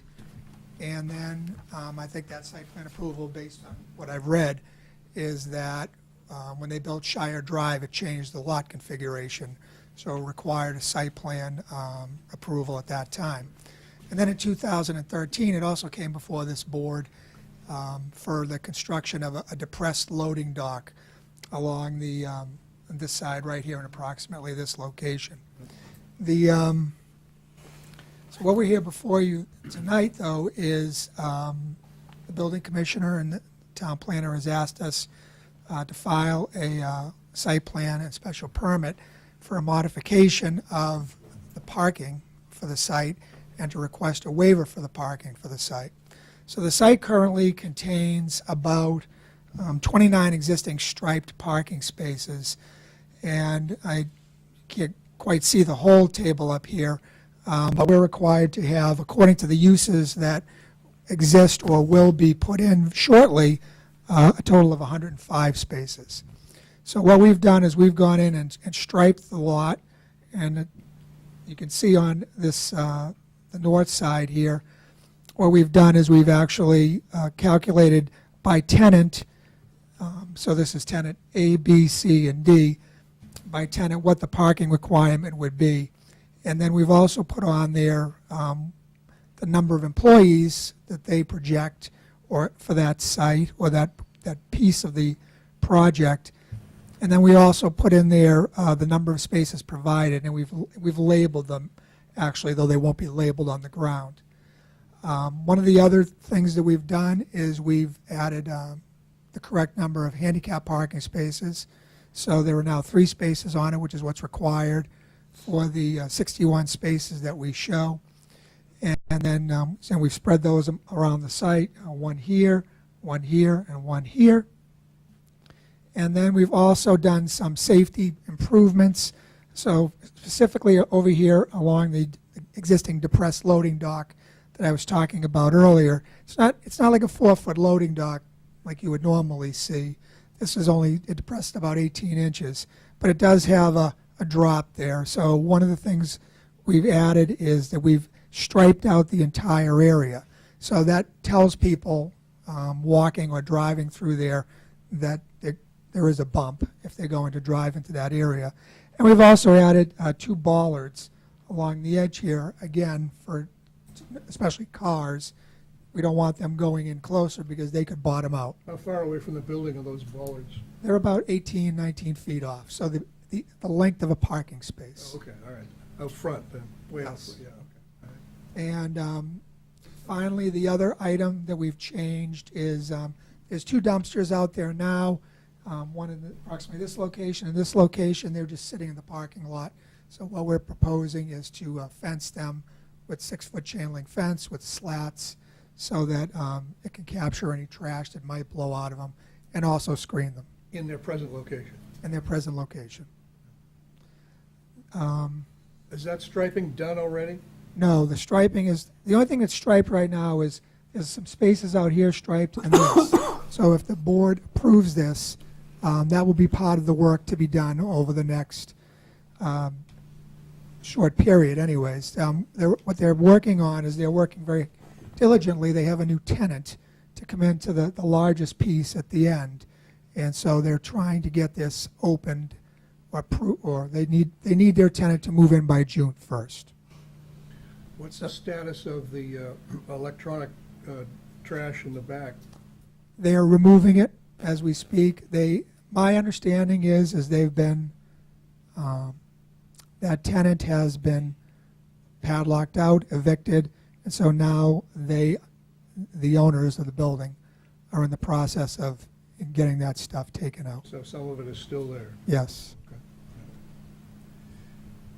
And there are no changes. There's no changes to the impervious. There's no changes to drainage. There's no changes to septic. It's all not necessarily cosmetic, but trying to get it up to more in compliance with the existing bylaws. Go through the parking numbers one more time. You've Sure. got so many now, and you're going to have so many in the future? Yep. And how are they delineated? I see the numbers, but I can't tell from what's there, Yeah, what's it's- old and what's new. Okay. So in the front here, the only thing that's striped now is here and here. Mhm. Everything else is blank. Yep. So really, that's for the liquor store. You know, that's Right. that's why it's striped. So what we're proposing is, as part of the rehab here, is fixing the parking lot. I believe crack sealing it and sealing it, and then they'll restripe it. Right. So that's their plan. I've marked on. I know it's hard to read. I'm up close and I can't read it. But like that's tenant A, tenant A, tenant A, which was this unit. Tenant B, tenant B, tenant B, tenant B, tenant C, tenant C, tenant D, D, D, and D. And what we've done is broken it down by uses, which is really office and warehouse up in that corner. So we will, if we built this as shown, excuse me, there'll be 61 spaces striped.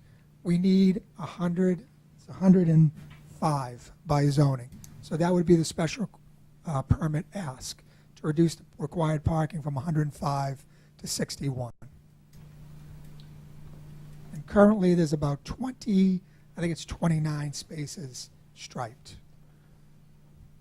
So I can't really see from the drawing maybe because it's the scale. What's between the end of the line and the building? It looks like the lines are going into the building. Maybe it's just me. Yeah, it's just right to the building. Goes right to the Just building? right to the building. And where's the entrances into the building? Oh, there's a lot of them. So Not this in is, front of the line. this is a garage door.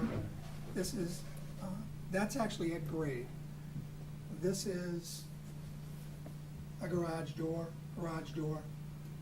and that's a stairs, garage door, garage door, garage door, depressed garage doors, stairs, I think is right there, and then that's it for that side, and then around the front is the normal entrance. So I think there's 5 garage doors. I might have counted wrong there, but, and one of them is depressed, and the rest of them are just at grade or close to grade. You know, they're not for tractor trailers, they're like for panel trucks. What's your concern, No, Gary? I just was worried cars pulling right up to the building. There's nothing in the requirement that, there's no buffer distance between where a car can pull up. You just kind of like bump right into the building to know you're there. Just seems a little strong. I think that's the way it is now. Okay. Out front is different, though. Out front, you've got Yes. like a 2 or 3 walkway. steps to get up to the, Yeah. to the porch. And there's a walkway there. So you can't really do that out front, but, which is important, it's because it's a liquor store. And what's in the back area, the opposite side of the building? Back here, this is cleared, and they're using it for storage. Okay. And they're, as the chairman said, they're cleaning it out. A lot of it is computer. Is that paved as well? No, none of that's paved. So around the side, You it's can't see from the paved street. from here to here. There's a gate there in the front.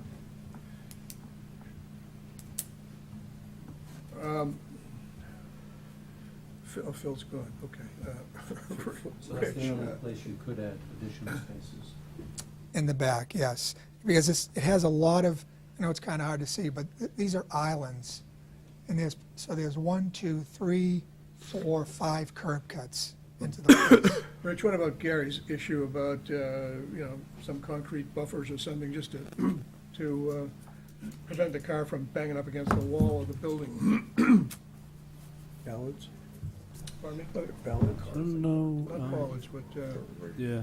Bumpers. just Yeah, bumpers, bumper. Things that. I don't know what's the construction of the building on that side as far as, Looks just like sheet metal, right down to the ground.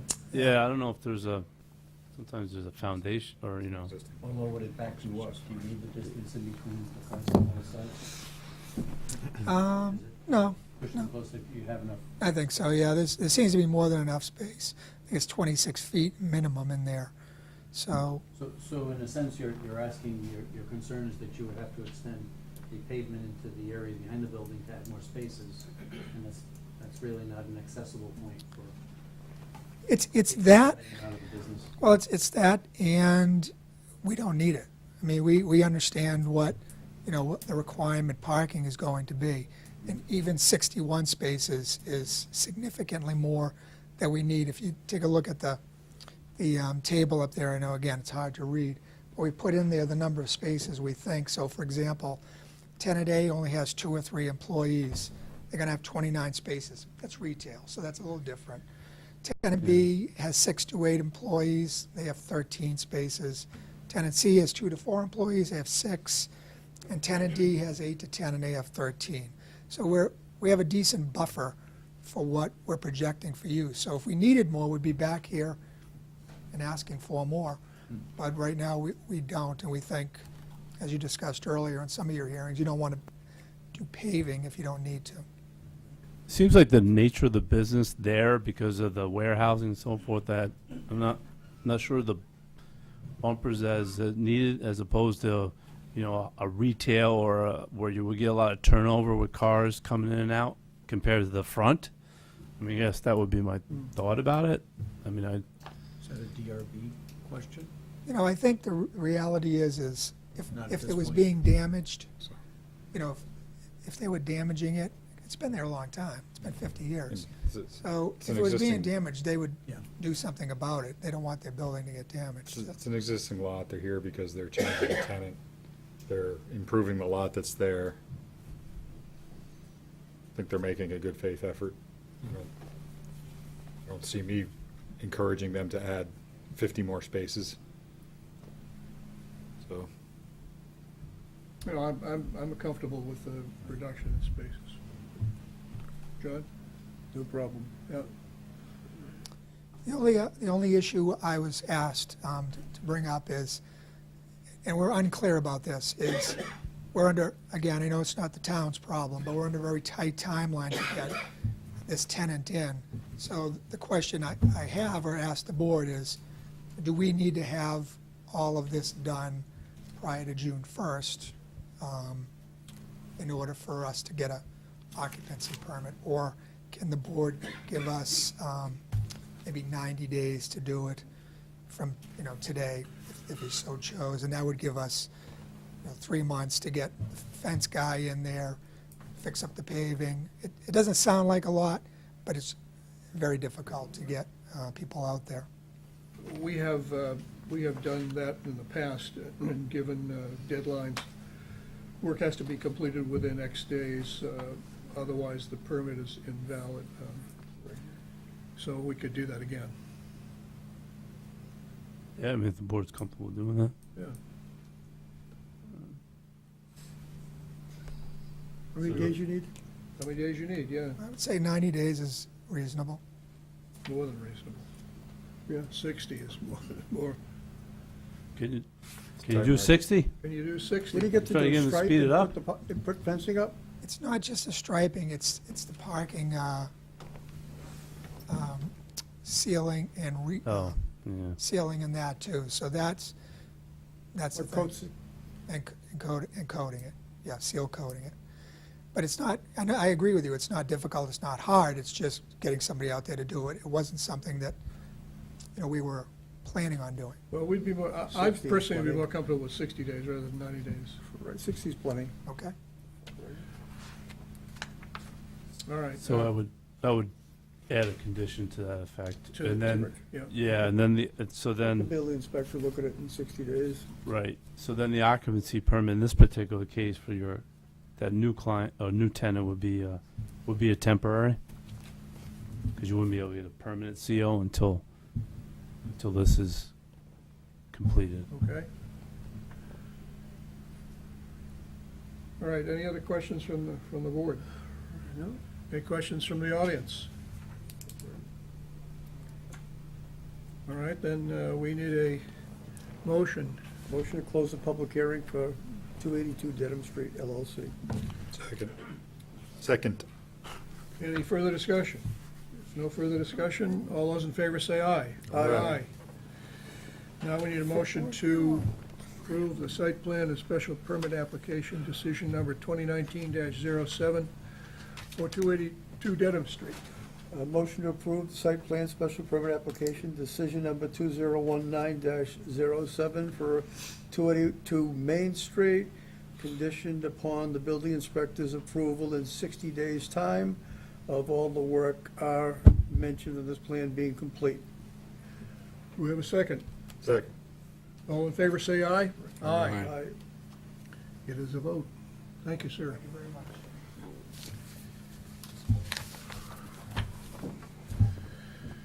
All right, next item on our agenda is discussion of completion of Norfolk Landing subdivision and acceptance of Tailwind Circle. Destination. Do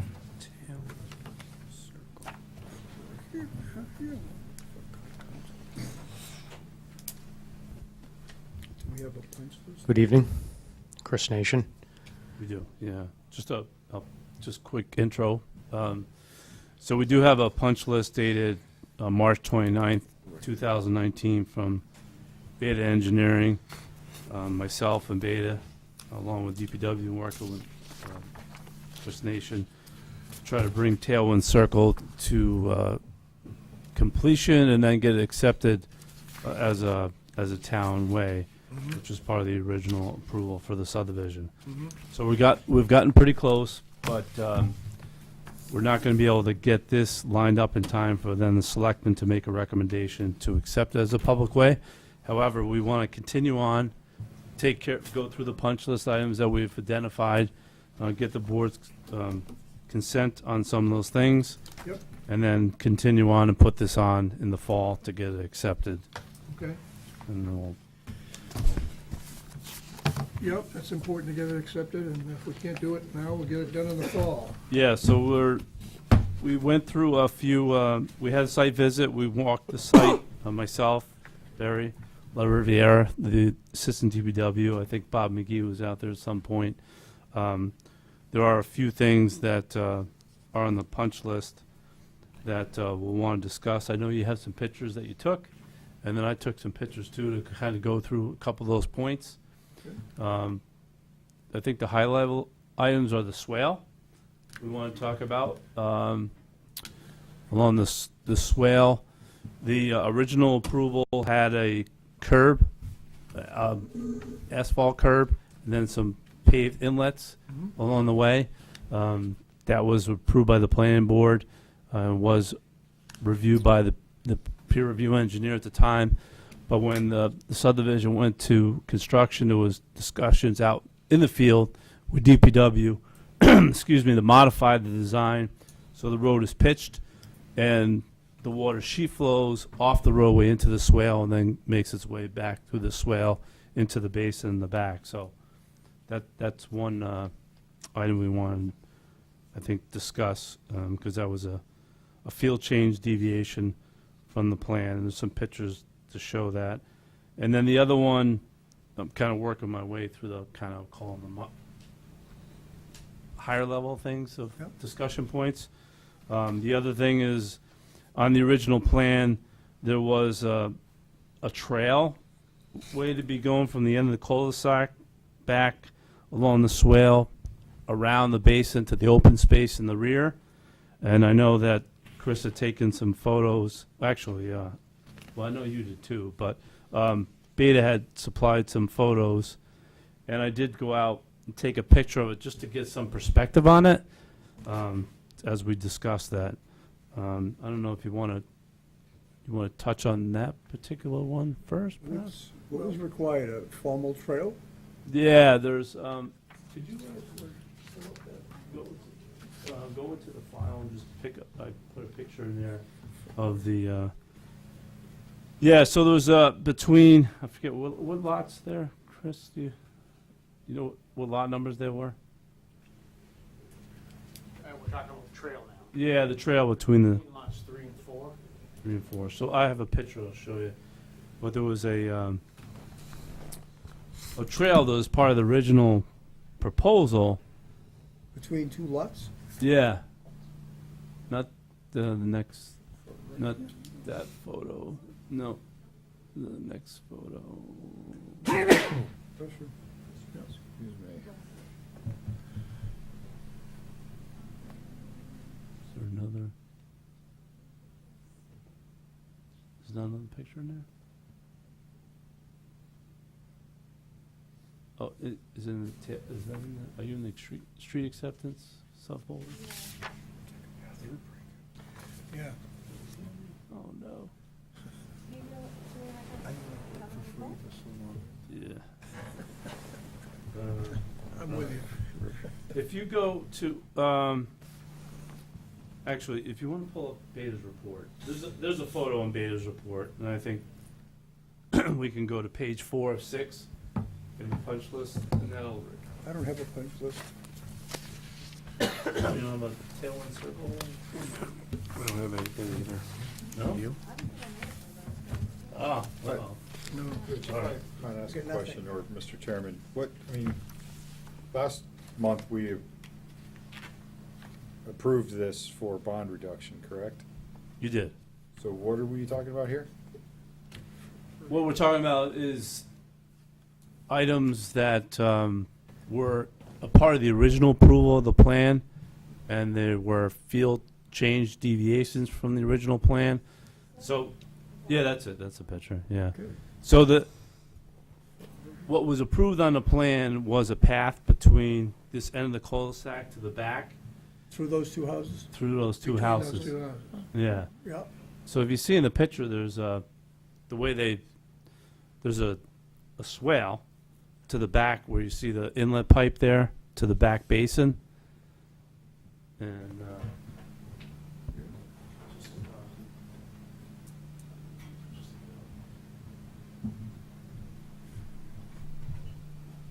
so there's the swale here where it's graded, it's long to be able to maintain and mow it.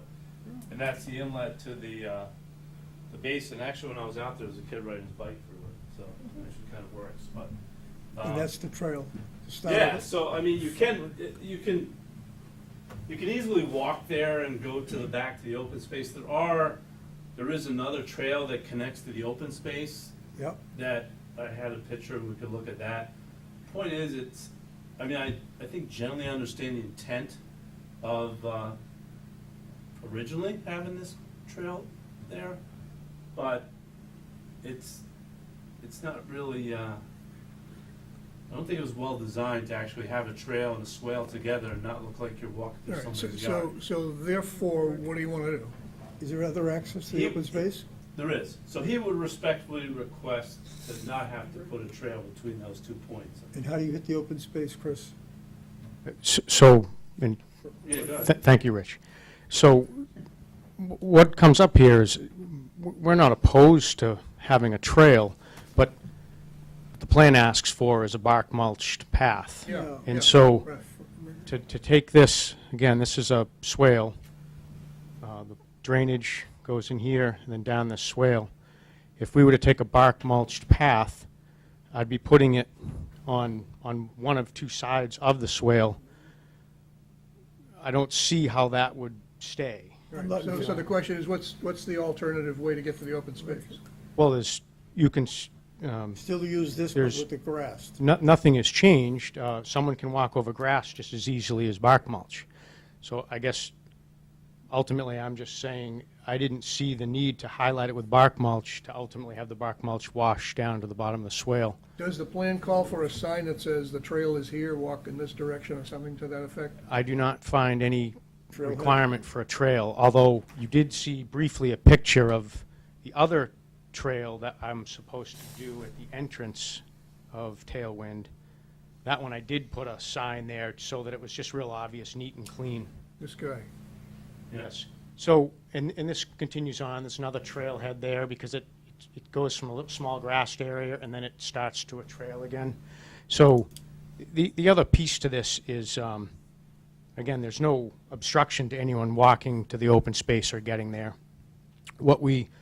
This is, again, that real obvious trailhead, more enhanced than what the plan asked for. They just asked for mulch on the plan. We went ahead and did some curbing in the little sign. And that's at the beginning of the subdivision? Yes, right at, so this is, That access to the open space. yes, and this is Lake Shore, Priscilla's behind me. Yes, and then Tailwind drives in. So the other fear is that if I enhance it, say, beyond what currently is just a grass path for access, does that invite parking in the circle? Does that invite? Well, I go one step further. Why is there even if you've got egress to the open space with a formal trailhead, why do you need a second egress between two people's side yards? Looking back, I don't recall. A lot of these types of things were just board members asking to make sure we didn't impede flow, and so it was, sure, we'll give you some. I'd be in favor of not even having trails. that trail between the two houses. If you've got a formal trailhead and that access the open space, or why do you want to disturb somebody's way of life by having people have the right to walk through their side yards? I don't even think it's needed.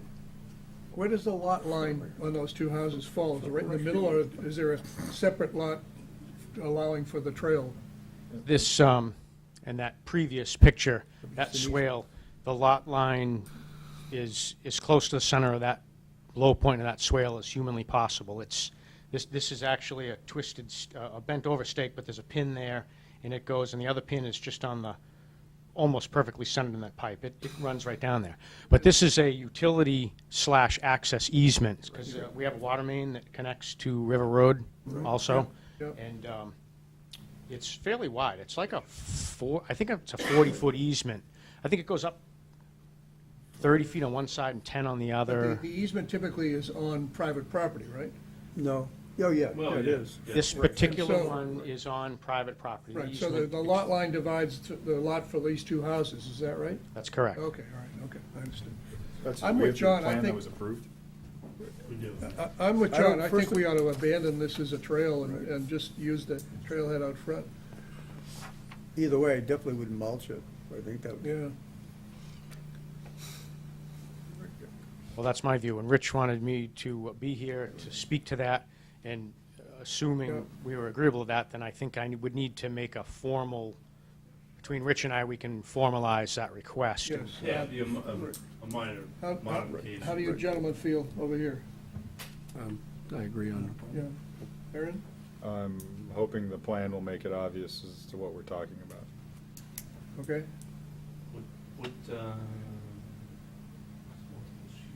You'd want to go near the end of that plan to the landscape detail for the most obvious view of that.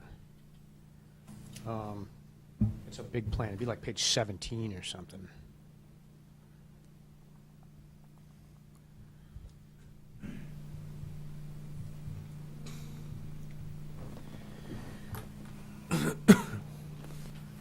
I can fling open my construction plan if that gets us there.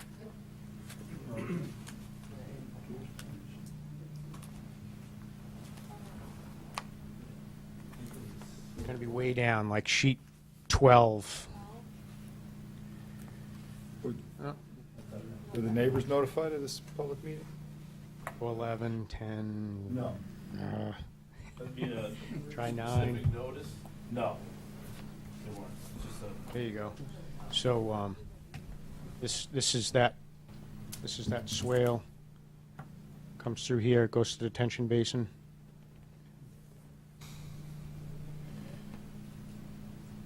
So Aaron, the one house that's on, what's that, lower lot 4?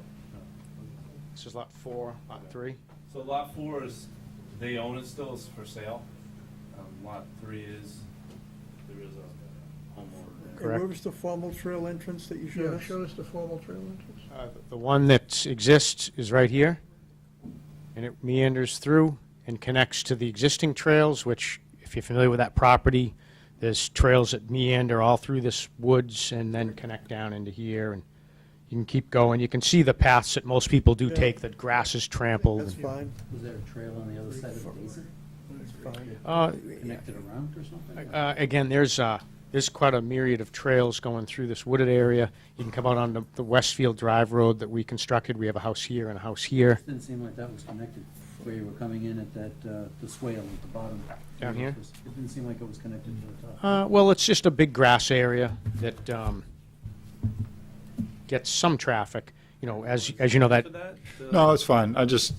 My thoughts are, we've had more than one neighbor come in and speak about their access to public lands that was near their houses, and that's why they bought the land or why they didn't or whatever. So It those. would seem a little short-sighted not to get the occupants' opinions in this location, but I think what I'm hearing is we're not saying we're getting rid of the access. No. We're just saying we're not decorating it as originally planned. And that house, lot 3, abuts the open space. Is that 3? Lot 3? Yeah. So the lot 3 where that swale is on abuts the open space, and so does lot 4. So both those houses actually have access to the open space directly. And they both own half the easement, correct? But the other lots don't. Like, if you want to get real technical, they all border open space. It's a strip all the way around the entire property right here for access. It goes, it's real visible here. It's I'm going to say it's 5 feet, but maybe it's 7. Pretty sure it's 5. The caretakers of the grass area that abuts the runway also, when they put that split rail fence that you see there, and they agreed to put fence openings. So I have openings wherever I requested them, and they were not on every lot corner because it didn't make sense, but they're on, like this lot corner, so both of these people can get in. They're on, this lot corner, so both can get in. And again, that's an open space that does perimeter this entire place. Anyone outside the neighborhood can come in on the trailhead that you've seen that photo. And so it wouldn't be eliminated. It's just a question. It's just decoration. Yeah, wood chips. Yeah. Just leave it grass. Because quite honestly, literally the day I was there was a kid that lives, I think he must live in one of those houses or something nearby, was not driving, but riding his bicycle through the field, and then he came around and rode his bicycle right through that swale out onto the cul-de-sac, and so. It's kind of silly. How do you keep mulch in a soil that contains Yeah. running water? Yeah, can't, you have to, as you said, Yeah, you have well, to put it up on- and the quick answer is, when this subdivision was approved, these were conceptual homes, conceptual septic systems. Once this septic's designed and the house is designed, everything, Title V, everything raises up. Next thing you know, we've got more of a sloped scenario than, people perceived. Right. So Back at the original plan. enhances that. So, What was the first item that you wanted to discuss? from my perspective, there's only one other question for you guys. I think everything else is more administrative between me, DPW, and Rich. And that was just the, Rich wanted me to have I guess, a waiver or I'm not sure the terminology we want to use, but Swale the along plan the road. shows, this is a super elevated road, it all pitches to one side, and the plan originally showed a Cape Cod berm with just 2 openings on this low side. I think it showed one roughly here, another one here, and that was to let the water flow just into the openings. Again, this whole road's super elevated, so it pitches this way. And I think the first time Bob had come out, once we were kind of subgrading to get ready for pavement, he said, well, why are you concentrating the water all in one spot? It's going to, it needed riprap. And he said, you're just going to have erosion, and then you can't mow around the riprap and blah, blah, blah. And it was like, geez, why don't we just let sheet flow flow evenly out all of the pavement? Then there's no berm to maintain, there's no riprap to maintain, there's no concentrated water flow, kind of blah, blah, blah. Bob was very proud of that design, by the way, just for the record. Yeah. Just if he's watching at home. And if you do, John was the original one that said, wait a minute. Is that sheet flow going to undermine the edge of the pavement? But I believe you're convinced that it's okay. Right, yeah, I am. Okay. Bob McGee did a review, and his, I don't know if you've read it, but he's asterisked the bottom of the page, and it says something like this should be used as a model for the town to go view these, this type of subdivision. Right. I don't think you need the curving. So I think Rich and I can work on the formalizing that. Agree, Walter? I agree. Okay. Guys? That, Sure. We've always heeded to the opinion of Bob and most of these types of matters, and if, Bob's okay with So it, the- usually we're okay with it. we talked about it out, on the field, but then I think if we went back in the time machine, Bob would have, come in and say, hey, I think this is a better way to go, and would have got it blessed when they Into the did- original plan. Yeah, in the original plan. Well, this is how we designed Frederickson and our Norway Farms. Right, so Low impact. it is low impact, so it's Okay, Rich, No parking spots. no What, parking. So Zero. what I would do is, we would, just, if the board agrees, that's the thing, I'll prepare just a minor change to just formalize the record so it's clean. Good. And then the rest of the punch list items they'll work on. so there's still items on the punch list, Yeah, and they probably can't get done and cleaned up in order for us to go in front of the town meeting this. no, Okay, all right. no, because the other piece of this, Not major. no, they're not major. But the selectmen would have to hold a hearing at some point to recommend the layout, of Yeah. Tailwind Circle, so it just didn't work out, the timing. All right, but- fair enough. Understood? Yeah, all the other items. I thought you mentioned a third. We talked 2 here. I thought you mentioned a third in your introductory, and I'm not thinking what that was. There was only Just want to two. make sure I didn't overlook something. I don't Okay, recall, I think 2. that's fine. That's the- my view. Yep. The other things are very menial in nature from my perspective. Yeah, 2 was it. Any other questions by board members? The neighborhood come out nice. Thank you. Looks nice. Yeah, there's 2 more to sell, but we've got some good families in there, and I think it's neat. You go through there on a Saturday, and there's all kinds of activity and kids riding their bikes, and looks good. Okay, thank you, Chris. Thanks for coming in. Thank you. There's more kids playing this afternoon. All right, next up, Norway Farms. If you're still awake back there, we'll,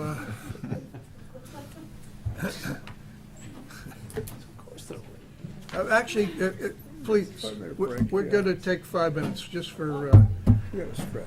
for comfort break. We'll be right back. We gotta stretch. Ugh.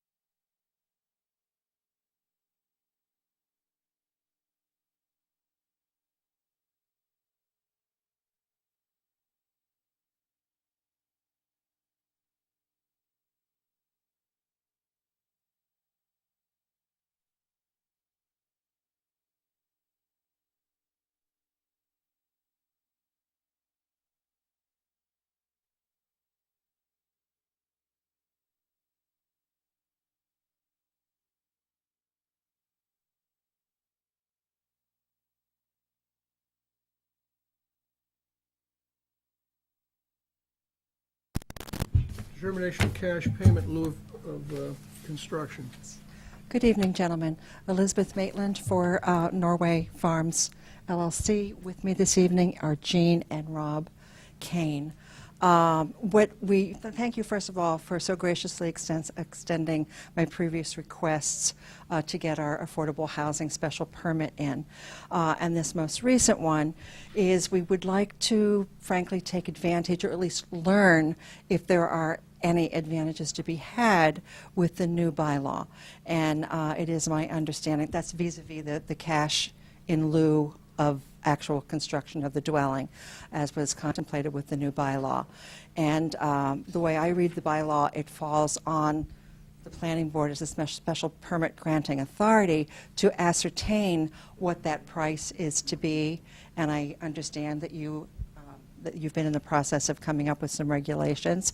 We don't know if we submit the special permit application requesting that, or we figure that out first, then we file our special permit application. So I think we sort of need to be walked through the protocol of what you're looking for if we're seeking to explore that option in lieu of construction. So hopefully some light can be shed on that this evening. Determine the number before we ask to submit a special permit, don't you? I think talking about this through the special permit, this is all new to us, is one way. But I think also coming up with some type of a pricing setup beforehand, and talk to Rich, makes sense also, so you know really what the Affordable Housing Trust is thinking, and when you file for your special permit, you can sort of have this out of the way, so I don't think it's a bad thing. You'd be the first one that requested this, I believe. So the bylaw, the way it's written, it does, at least gives us some guidance on some of the larger goalpost requirements, which is the median home sale price for the town of Norfolk versus the affordable home based on DHCD guidelines. And I know, well, I can say, at least, I shouldn't say no, but I know Sue Jacobs is here, the Affordable Housing Trust Director, and she can speak to where the town has been as far as pricing of the affordable unit. And I know, and so she could talk about that. And then she also has some information relative to the median home sale price in the town of Norfolk. Some of the things that are a little bit more meaty to discuss is from the bylaw, we don't have the regulations per se, but it's the timing of the payment. So that's where we don't have something specifically written as of yet that we would need to figure out. But she also has just some general insight from others, what they've done.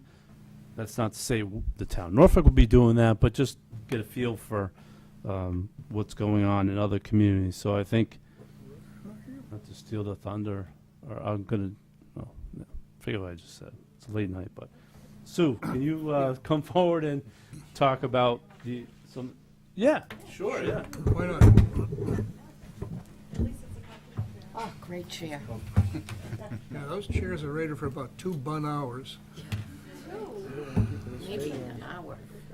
Good evening, my name is Sue Jacobson, I'm the Affordable Housing Trust Director, and Rich and I have been chatting back and forth since this is our first applicant to take potentially advantage of the payment in lieu of.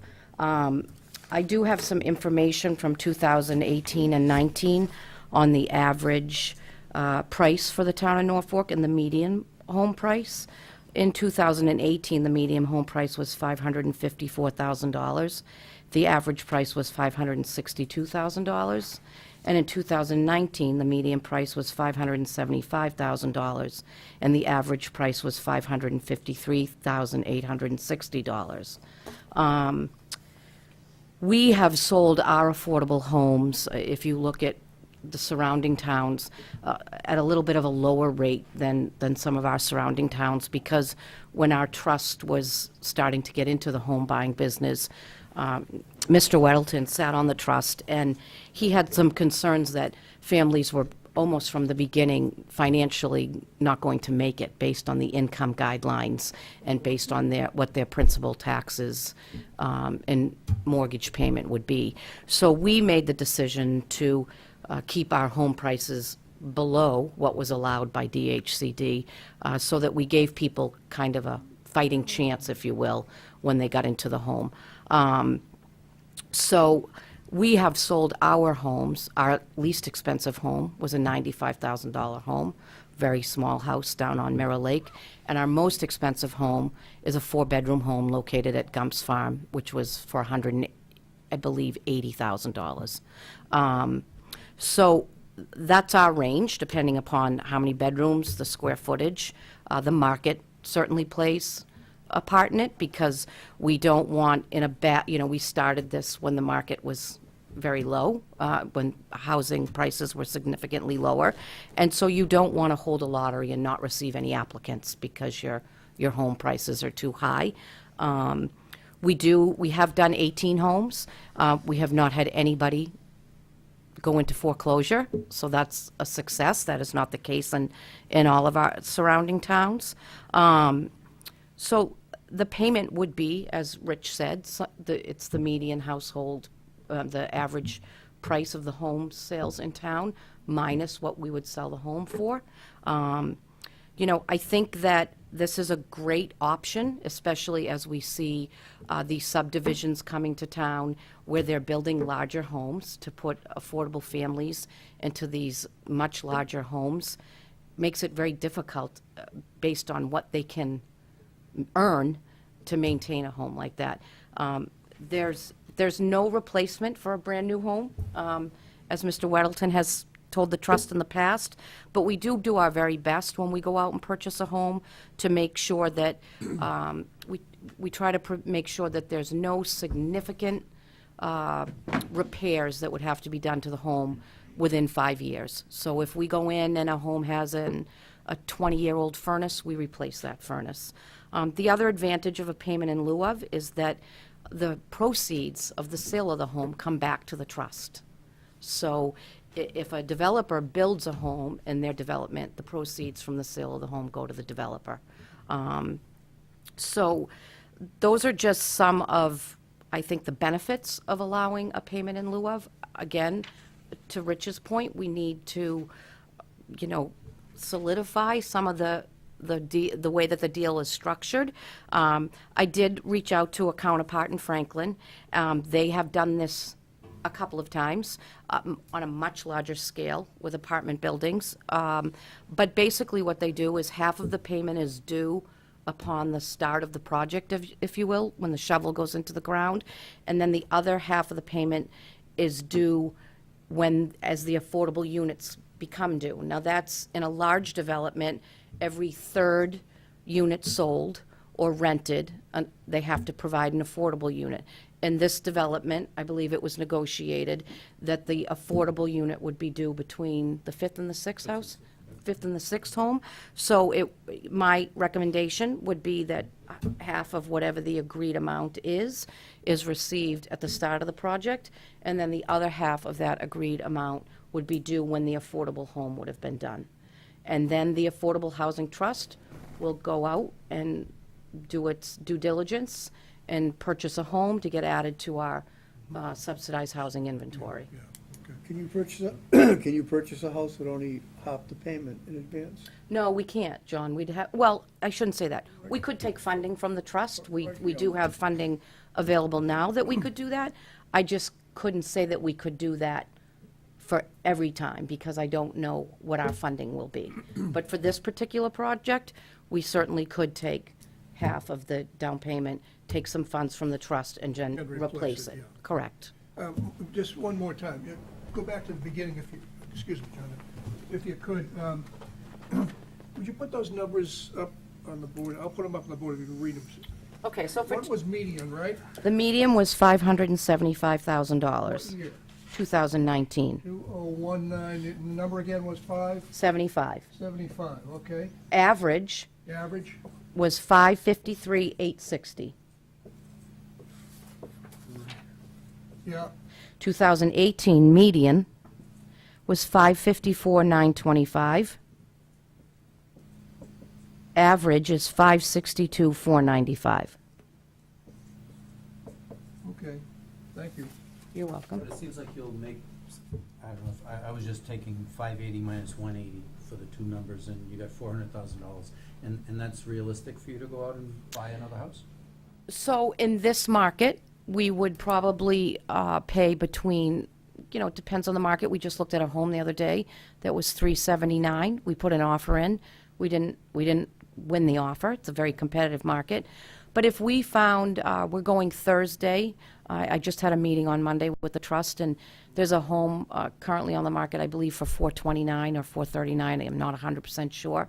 So I said to the trust, let's go take a look at it, because maybe we have to invest a little bit as well, and then replenish that when we sell the home. And it's really an education for us, because that's not the price range we've been looking in. Typically, we started this when the market was very different, and for $300,000, we could find a 3-bedroom, 1-bath ranch, do some renovations, and have a great little place to sell. That is not how it's working today. But the good news is that all the houses in this neighborhood are gonna go for $800,000 apiece, in which case. Oh, we can get in which 600. case, I don't know, I'm making up numbers Yeah, now, I don't sure. know. But I guess I'm wondering, great, the average numbers are there, but if they were to build a house in the neighborhood, which was intended to fit into the context of the neighborhood, it might very well be in excess of the average cost price of. That's right. Of the neighborhood here, so, and there's a bit of a process here to figure out what the right number is. Yes, I don't know what the average prices are expected for the neighborhood. So I And does should it say mean that there's out an loud. extra lot in where? Yes. Yes. There is an extra lot. Yes. So by But I- paying the payment in lieu, the developer gets to have a lot at whatever market value for himself, and the ability to build a home on that and get the profits from the home. So in many cases, the offset that they pay in the cash in lieu nets out when they sell on that lot and build a home. And again, just to reiterate, it's, I attend as many training programs as I can through DHCD, the Department of Housing and Community Development, Mass Housing Partnership. It's really difficult to put a family in a neighborhood where, the average wage earners are buying $700,000 homes, and they're a family of 4 living on $82,000 a year. Yeah. Right, but one can make the argument that if they were to build the neighborhood, the home in the neighborhood, and it was a $750,000 home, if the payment was $750,000, you could go out and buy 2 houses with that $750,000. That's what we did in Gums Farm when we had the Pulte group. Right. They're required to put 4 houses in their subdivision up where Gary lives, and Pulte was against putting any there, so the deal we worked out is they built us 5 new homes over on the Gum Pot Estate, rather than 4, just for the sake of keeping the lots in their neighborhood for themselves.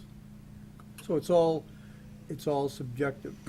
And if you got half payment down and half payment when it's due in 2 years later, the other issues are you've got a fluctuation in market price, either up or down, and that same fluctuation in market price, which we're basing the price on today, also affects the housing trust ability to go out and buy a house. For example, if things go the same, and a $500,000 house today in 2 years, with things being in the past at 6 or 7%, now you're talking an extra $60,000, $70,000 to buy that same house that you have to wait to get the money for. So you get all of these intangibles there. That's why the coming up with the price is kind of tough. So what is our path to providing an answer?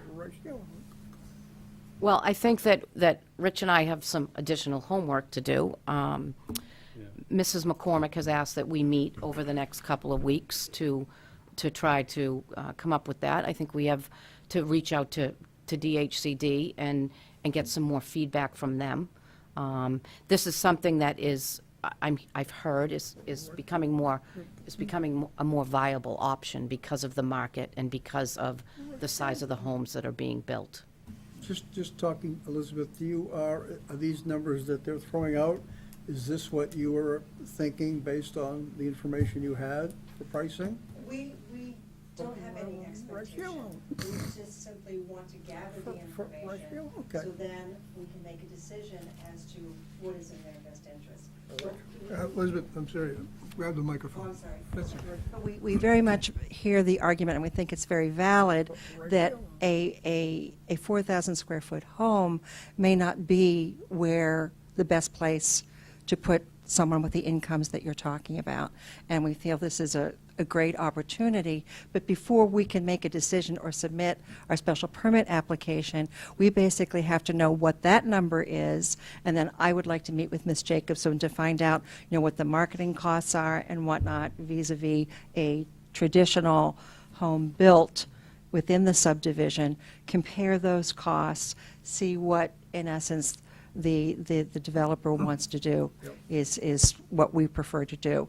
And as far as the timing, the new bylaw does in fact suggest that this should be determined prior to the issuance of any building permits for the development or prior to the sale of any lots. Well, we have pulled the permit for 2 lots?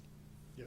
Two We gotta lots. move quickly. We've already pulled, so we hope that you'll, allow that to be okay in this instance, but we certainly would like to get a handle on this before we approach the time for the 6th house, because then we either have to build the home or Correct. comply with this. So hopefully for the next week or so, or whatever is convenient with you, I would love to sit down and meet with you. Absolutely. Maybe if you get some more information from DHCD as to what that number is, but it's impossible for us to make a decision until we have an idea of what that number is. And they're going to give us guidelines. They're not going to say your number is No, I understand, is this. yeah. But we will get those guidelines, and it's difficult to find. There have been on much larger scales. I can get information from some of our surrounding towns. I can go further out to the west and get some information, but the pricing isn't even remotely close. Home sale pricing. So it's a very tricky number to come up And with. it's always going to be a tricky number. Correct. Because the market is going to change. So I guess you're almost going to need an expression of interest before you go to the trouble to calculate it, because you'll be Correct. calculating it all the time, I'd say.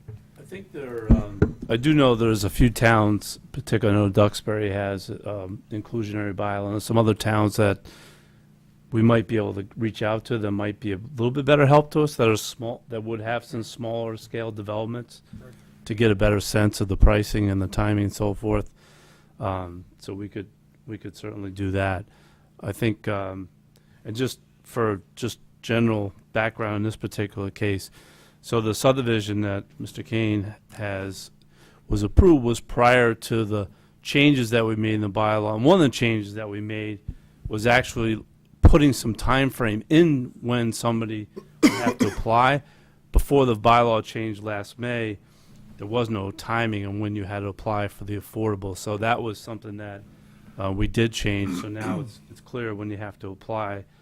And then, and as part of the condition of the definitive plan, we put in some time frames in there because it was prior to that, as far as when to do this. So This board, excuse me, Rich, this board did, however, insert in its decision, its subdivision decision, that we had to apply for our special permit for the affordable house within so much time after the approval Right. of the plan. And that's what we have been seeking extensions for, simply because, getting it off the ground, deciding which lot, figuring out what the costs are going to be, and then with a new bylaw change, that sort of threw, which we did understand and anticipate was going to be coming, but we would just like the board to indulge us, continuing to grant us time to make our special permit application until such time that you all come up with your regulations for this type of submission.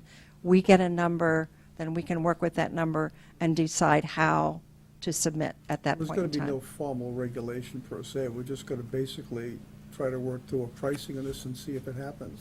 You guys should probably intend on getting that special permit application, and what's your extension till June 30th? I requested through June 15th. 15th. All right, you should this probably time. try to make sure you get that all filed by then. Hopefully you folks got Absolutely. over a month to get this thing worked out, so it's Okay. either a go or no-go. I Yeah, think so- that's doable. And let me ask you this, if I may, in light of the fact that this is, an approved subdivision, as far as the site plan, would you grant a waiver or allow us to rely on the subdivision plan, or do you want a full site plan for a lot to consider this special permit if we go for the construction of a home? I think you lost me there. Do you already picked out a lot for the affordable? Yes, you had requested in All our right, decision. So you have a lot for the affordable? Lot 6. All right, so what You was had your question indicated it again? wasn't mandatory, but that's the lot It has that to we be had done after suggested. there are 4 market rates sold, is that it? After the 5th. After the 5th We owe market you rate, the- the next one has to be the affordable sale? That is correct. All right.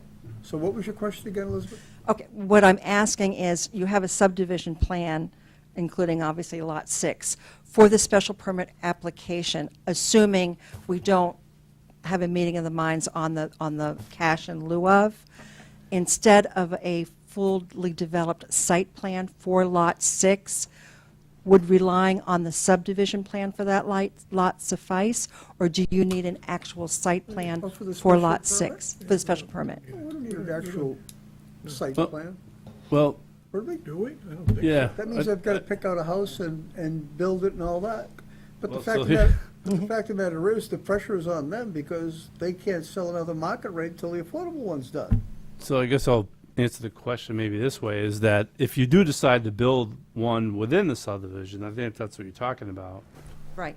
the board's going to need to see a site plan, essentially something that would be filed for a building permit, because you're going to need to make sure that it's in keeping with the neighborhood and all those pieces to it, that it does assimilate within that development, That's so. before they sell another market rate though, right? Um, Or is that done at the special permit process? it'd be part of the special permit, yeah. Yeah, the special permit does require, in a traditional site, Pick out a plan. special permit, Yeah. a site I plan. didn't know that. I'm simply All right. suggesting, can the subdivision plan suffice? You want a full build-out of the actual dwelling proposed on that lot. I guess that's what he's saying is in the rules. Well, we don't technically have rules per se promulgated, but I would tell you that Making this up? I'm somewhat making it up, but we can discuss it, but I think, Okay. what the board's going to need, you're going to need to see the house and the design and so forth, so. I understand, but like, Right. say if we, say Sue and I can meet in the next 2 or 3 weeks, Yeah. and I don't know how long it's going to take to come up with that number, then I don't want to go to the expense of having an architect develop a building on Lot 6 unless and until we know that we can't do the Oh, yeah, cash sure. in lieu of. No, I understand You're that. So the No. June 15th date might be a little unreasonable I, for the special permit in that yes, regard. I was thinking that already before you submitted it, just how we got to kind of work through this, Well, so. we have to approve the site plan, we have to approve the house. If he can't build any more market rate units, he's got his own peer pressure to produce something quick, and we have to approve it. Right. And he's in limbo. Yeah, So yeah, I really think the it's- time, you're more the timing of what you're applying for, I think, right? Is more so? Right, the special permit application. Yeah. Do we do a special permit application for the cash in lieu of also? Or is it only if we go with? No, it's for the cash in lieu as well, Okay, yeah. so we need a special permit Yeah. application anyway. Yeah. But if we go with the cash in lieu of, I would expect that you would waive the requirement of a site plan in that circumstance, Yeah, certainly. I would think so. But if we don't, then obviously we would have to submit the actual building plans for your approval. Correct. But my point is, Yeah. June 15th might be a little optimistic if we have to go with a building on the lot as opposed to the in lieu Yeah, of. yeah. Yeah. So No, maybe- I agree, yeah, I mean. Can we that's- push that out maybe? Can we have an extension until, say, July 15th? I think you should first come to terms whether you're gonna do the cash in lieu or not. Okay. All right. Right now, he's on the way, he's got his roads, he's got All right. Yeah, why don't we, two houses going, and we don't even have the special permit yet, that's been extended already a year. I think, why don't we, You should do your part, come to another, and either come to us with the permit that you've got a cash in lieu number, or you're gonna move forward yeah. with building a house. Okay. Well, we still need an extension, because I think we were through May 1st, I'm not sure what we were, April 15th, so we're basically late now. So we can We can open the permit and just extend it until you get the house plans done, too. Okay.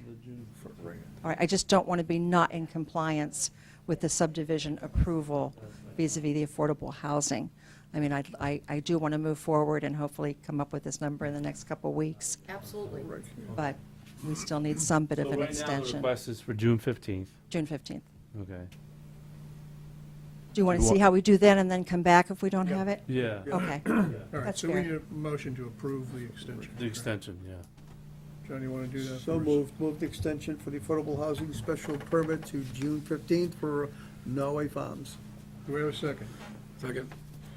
All those in favor say aye. Aye. Aye. You got your extension. Just one follow-up question. Once I speak with Ms. Jacobson and we have a number, does that have to come back to the board to Yes. approve that number? Yeah, it does. We make the decision, yeah. Okay, so we would normally go with the housing specialist tell us. So we would file for the special permit application, then you would Yeah, well, our decide next whether meeting that... is June 11th, so Okay. Yes. Oh, okay. That might work out nicely. that would work out. All right, perfect. Okay, thank you all. Good evening. Thank Yep, you. thank you. Thanks, Sue. Thank you. All right, next up is 7 Hill Street, request for extension of site plan and special permit decision 28-03 to June 28th, 2020. Move to extend the site plan and special permit decision for 7 Hill Street till June 28th, 2020. Second. Second. All those in favor say aye. Aye. Aye. All right, next up, Bristol Pond Estates. The status of completing subdivision, continued from last month. Rich, why don't you start us off? Sure. I provided I'll call it a partial update to the bond. I reached out to Beta Engineering. They provided me revised costs based on MassDOT numbers, so I forwarded a spreadsheet to the board, as well as some of the residents that are here tonight. The items on that punch list, for the trees, that number is still being carried from the previous estimate that was done by PSC Group. The landscaping that is on that punch list does not cover all, as we did talk about before, does not cover all the plantings that are proposed Right. in the subdivision approval. It's substantially understated, Correct. substantially. So we were not, when this originally was approved by the planning board, that estimate, it did not cover all the plantings that are in there. So what is the updated bond amount without the extra for the plantings? I think the plantings are in the range of what? 300, 400 shrubs and Somewhere around well there. over 100 Yeah, trees? so just, I think we're around $354,000 with contingency. And the original bond was I don't know what I can't remember what the was it original. 240 or 230? The original one. Well, I know the bond has been reduced to $237,000. 237, okay. So that's, And your estimate where we're at comes, right now. and your estimate comes to, without the trees? without the trees, 354. So Without you're- the tree- So that's you're without- 120 without the trees. That's without all the trees. I Yeah. got trees that are covered within the Right. public way, Yeah. but the trees that are off on lots and then in that open space. We did another guesstimate, and we Yeah. think that the extra trees that are on the signed plan that weren't on the cost to complete were in the range of like $70,000 more, Wow, okay. which brings the bond Would bring it up to 350 up to 420. 425. Rough numbers, yeah. 425 Yeah, right, for a yeah. round number, yeah. And just for the record, there is a letter, well, actually an email with a item listing of things that Mr. Rosano said he's been doing over the past 3 years. He wasn't able to make it here tonight due to a family matter. So he is aware that we are discussing this tonight. He is aware that I had previously emailed him that the board be discussing possibly revoking the bond to request to complete the roadway work. That's not done. So there was a few other questions that were asked. I can just kind of touch on those. There are 2 vacant lots, 8 and 20 Bristol Pond Drive, that were released. Discussion with town council. The board could make a motion to amend the lot release to put those back under covenant as security. And as you know, just for everybody's benefit, putting lots under covenant is a form of security. Sometimes there are combinations of money being posted and lots being covered. Sometimes that might be too large of an amount for an applicant to cover. So actually putting 2 lots back under covenant would be an additional form of security for the town in this particular case. I did discuss with town council going back to the insurance company with an updated itemized cost estimate to have them increase the bond. And in the discussion, certainly could do that. Not too confident the outcome would be that they would increase the bond amount without seeing an adjustment in the premiums, most likely. When does the bond expire? The bond is expired when it's deemed the work is complete, so it doesn't have an expiration on it.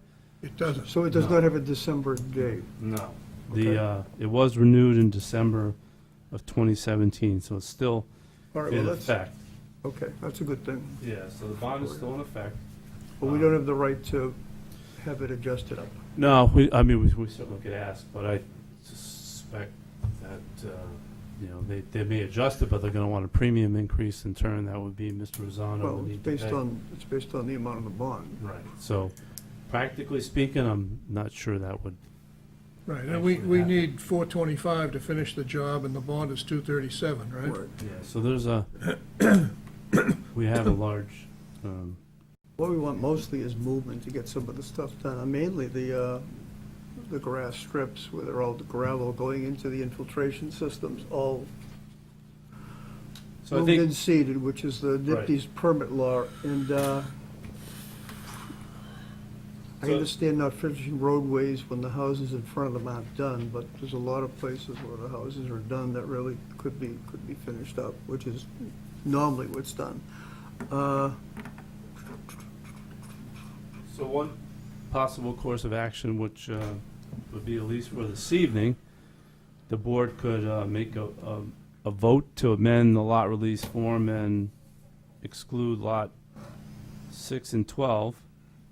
8 and 20? Those are lot numbers. Oh, Yeah, they're the lot numbers with the corresponding addresses. okay. And then the board could vote that, notarize it, and we would record it at the registry of deeds and put that on record now. To do both? Do you need to do both lots? I think it's advisable at this point, Right. you know. What we want is just some action to get this to be done. Yeah. And then the second action would be to schedule a hearing at the next meeting to consider revoking the bond and see if that creates a little bit more movement. Now, I know and I understand circumstances what they may be, but we need to finish the project. Yeah. Question for you, in one of the emails, Fred's, that you sent me, is his name Nasudo? Hmm? Nasuti, Rosano is the contact person. Yeah. All right, He's the son-in-law. Son-in-law. so Mr. Nasuti had talked about coming back to the board and looking for waivers Did he mention, as you know, waivers are done at the beginning of the site, and it's part of the recorded document. Did he mention to you which waivers he might be looking for? I'm trying to, I'm pretty confident through the email, I have to double check, but I think it was relevant to the plantings. Because the front area of your neighborhood is, Terrible. yeah, well, the plan is spectacular, but then that's all these extra bushes and trees that are shown, and most of those are in the front piece, so, Yeah, I think, yeah. I can double check it. It really is a nice plan. It's not done, obviously, but it's a nice Because, plan. as I mentioned before at the last, I understand. Right, yeah. we had previous conversations about the fact that that was the approved plan and that's what was on there and you need to follow through with the plan, so. So we have the next planting season coming up in September. So, it makes sense to have a hearing, whether it be public or not, and invite him in here and talk about pulling the bond and see if he can come up with a schedule to do this work, or what his intentions are. Yeah, so we would, so what I advise, would be a hearing, would be invited to come in here, Public hearing. public hearing. Yeah, should be. Right. Is a public hearing, yes. We would send, in this particular case, certified mail return receipt to make sure that he does get notice. I'm not going to rely on regular mail in this particular case. I would reach out to the surety company as well, the insurance company, to let them know as well. And perhaps in concert with insurance company, talking to him, maybe we might see something, but. Yeah, but you're also recommending that we revoke the lot release on those two lots. Yes, so Tonight. step one tonight is revoking the lot releases, put them back under covenant, and then step two would be to hold a hearing at the Yeah. next meeting in June. We can always re-release the lots. Yes, we can, sure. If we come Right. up with agreement and Right. an increased Well- bond amount. But yes, or if we see significant progress, but, In the meantime, I'd like to, lots can be switched in 10 minutes out of title. So I think think if you're then, going to do that, you should do it soon and get it recorded right away. yeah, indeed. So why don't we take a motion to that effect and see where we stand on it? You want to make the motion, sir? Will the residents have an opportunity to speak and ask questions before you make the motion? Why not? Sure. Sure. Grab the mic, yeah. So, my concern, and I Identify yourself, please.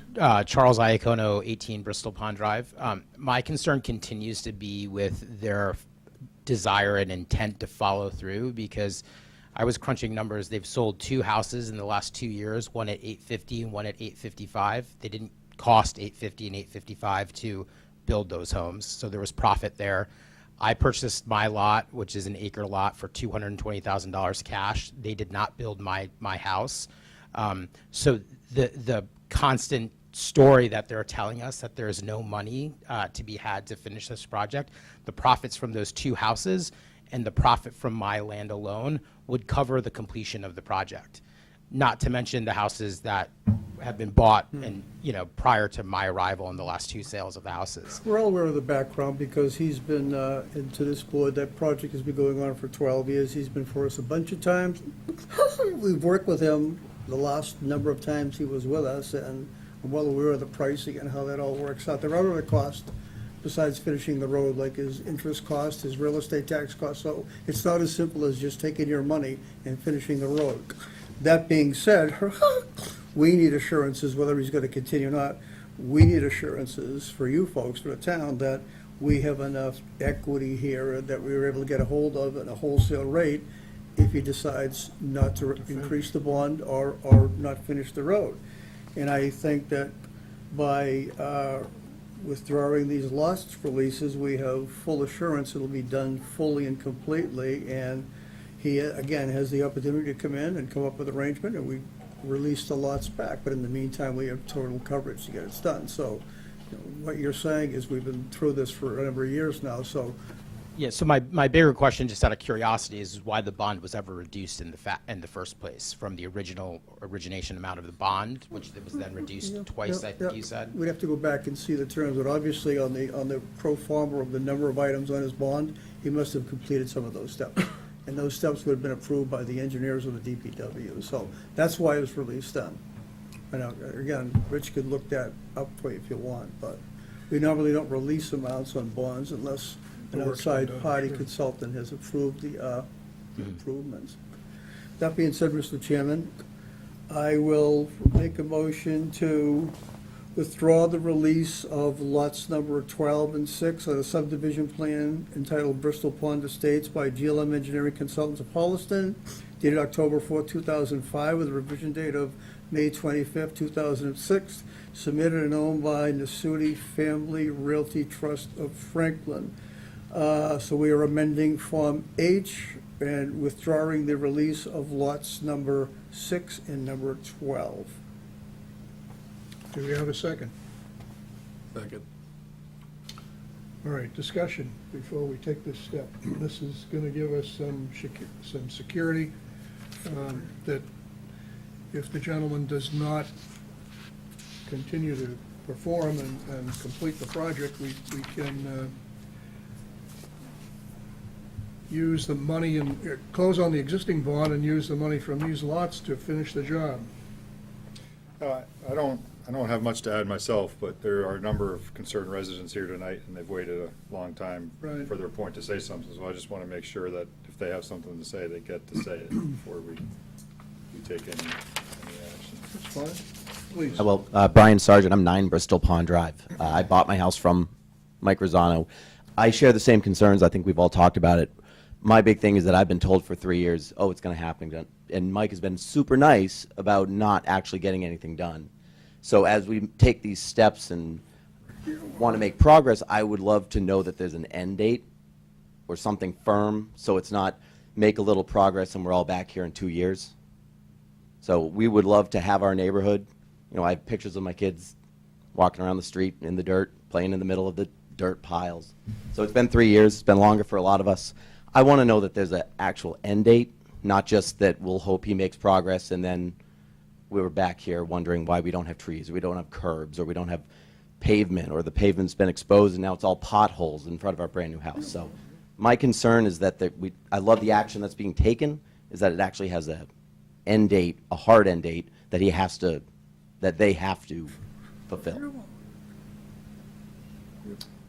Could the release or the re-release of the lots come with an end date? Is that not a? Right now? No, I mean, so if we revoke his rights to the lots now, when he comes back in to get them released again, could they be released with a condition that the work is completed by? They won't be released until the work is They'll completed. be released when the When the work work is is done. completed. Yeah. Oh, so you're saying we're saying all the improvements would need to be done before we would release the rights for him to build on the next 2 lots? Based on his performance over the last number of years, you wouldn't release the lots until the work is done. You know, you can see the finished pavement on the road not being done until the last few houses are So built. that's, Mr. Hi, Kane. Jeff Kane, 3 Bristol Pond Drive. I just want to reiterate what you're saying there, because we've been down this road before, as you all, some of you at least know. I know the board's changed over the years, but we've seen multiple schedules come in. We've seen work start, usually in the spring, a little bit of work done, and then that schedule just falls to the wayside. So we'd like to make sure that as the discussion goes on, that, as you said, those lots are not released until the work is completed, or the bond has been adjusted such that it Right. covers what actually needs to be done. We've seen the same thing happen again with the lots being released prior to the work being completed, and as Brian said, we're back here again. So we just want to make sure the board's firm with that, that these lots are held onto. There's no issue with road construction with those lots. The curbs into the roads are done, the curb cuts are done. There's no issue with two houses being constructed in a 14-lot subdivision that's going to damage the roadways. So just want to really stress that point, that these lots should be held onto. Well, that's our intent. And if no work is done, our At some point, alternatives are We're gonna have a meeting next month and talk about pulling the bond, and hopefully the developer will come in and come up with a concrete schedule and start seeing things and work with us. Right, I guess they're asking months down the road if nothing's changed, then what authority do we have? We're selling property? Well, that's another step we would have to take, because I believe putting a control on these lots now doesn't allow us to take ownership of them. We would have to take that next step. We still have the bond to pull the finish the majority of the That's road. right. Yeah. Yeah, so we, But it's an incentive, I mean, because the man cannot build on the lots until the lots are released. Can I ask, Jennifer Wolf, 7 Bristol Pond Drive? Yeah, oh, you got it, okay, good. Got Thank you. it. Still quiet. We were under the impression that one of those lots was already under agreement. Has that been confirmed that those are still available? We don't know that. We don't know. We don't know. I don't know. Did we I don't know for sure. vote? Pardon me? Just vote We haven't before voted it's yet. I know. Yeah, no, we haven't voted yet, but we're still letting the neighbors, A purchase and sale isn't a recorded document. If he does have one and the lot's pulled, he doesn't have a purchase and sale. Yeah, Charlie Iacono again, 18 Bristol Pond. We were told, or a few of us were told by the real estate agent that just most recently sold the white farmhouse. I don't recall what the address is, but she said that the lot in between 18 and I think that's 14 was under agreement, looking to close in the early, late May, early June, and that it went into under agreement for $300,000. So to your point, how titles change quickly and deeds change quickly, if we're going to do this, I think it's first thing tomorrow morning, in the event that is an agreement and he gets wind of it and they do a quick cash sale close to get out from under it. well, the change to the lot release can be recorded within 24 hours from. So we'll get that done if we take that vote tonight.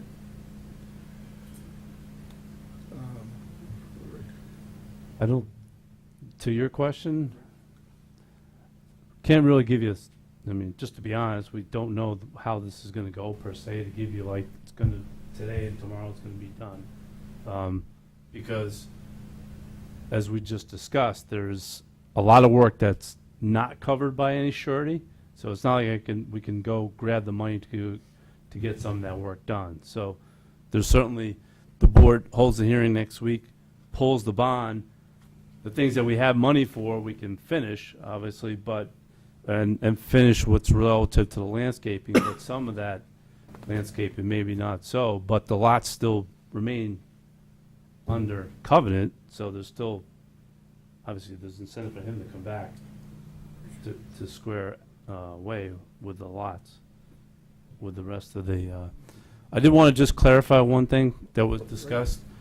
And I did email you guys about this too. So there's, I didn't really get into 3 methods, but one is they could gift the land to the town, which obviously is not going to be the case here. There might be other methods, but I know 2 other methods. One is eminent domain, and that's not a viable option in this particular case, because we would have to take it, the town, and then pay them for it. So that's not really going to give us the money that we would need to finish it. And the town does acquire land through tax title in some cases, but taxes are paid in full. And even through that process, oftentimes people go in arrears in the taxes, and the town moves to take it by tax title, and people pay their taxes, and they come clean on it. So those aren't really, we discussed them, but they're not, unless I learn otherwise, they're not really applicable. They're not options here. The options are that we have in front: to revoke the lot release, get it under covenant, get him in here, pull the bond to do the work, and then go from there. Unless somebody can tell me something beyond what I just said that I'm not aware of, I'm open to ideas, but I know there is. that's what I'm I aware of. forgot. All right, so we have, yes, sir. Brian Cataldo, 12 Bristol Pond. If there's not enough money to cover the original plan and we have to execute this, who determines, what gets done and what doesn't get done, on that original plan? Is it the board? If we take over the bond, it is, yeah. Yeah. But we would, we'd probably open it up to input from the neighbors to say, hey, priority A, B, and C is what we'd like to see, and that we could work out something in between. So, more recent, the planning board revoked the bond on Saddle Ridge Drive last year.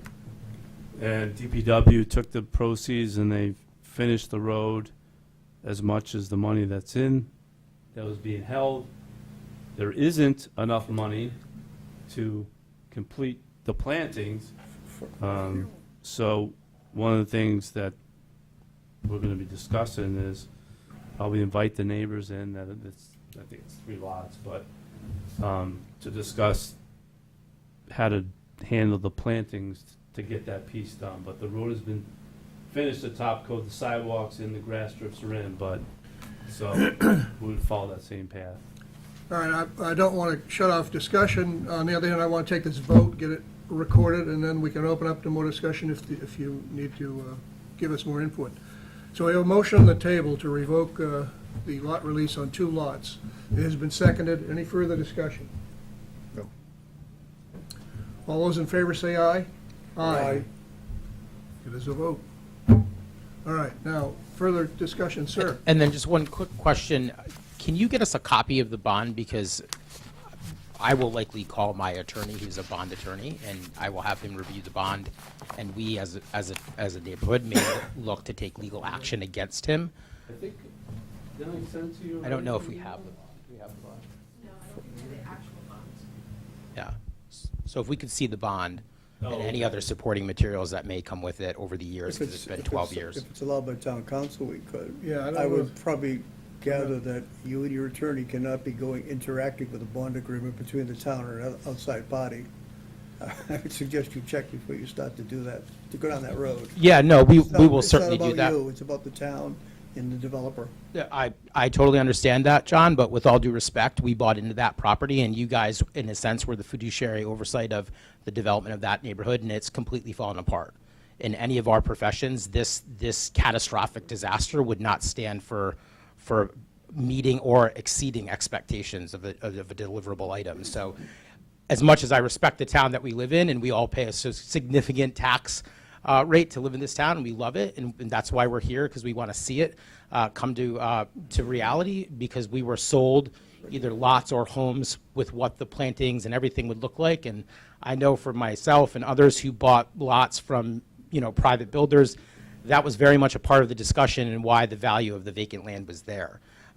So as much as we will respect this process too, we also have to take an interest in our own selves and our own families and what this means for us over the years. Because right now, my tax rate, I'll share it with you, is almost $20,000 a year.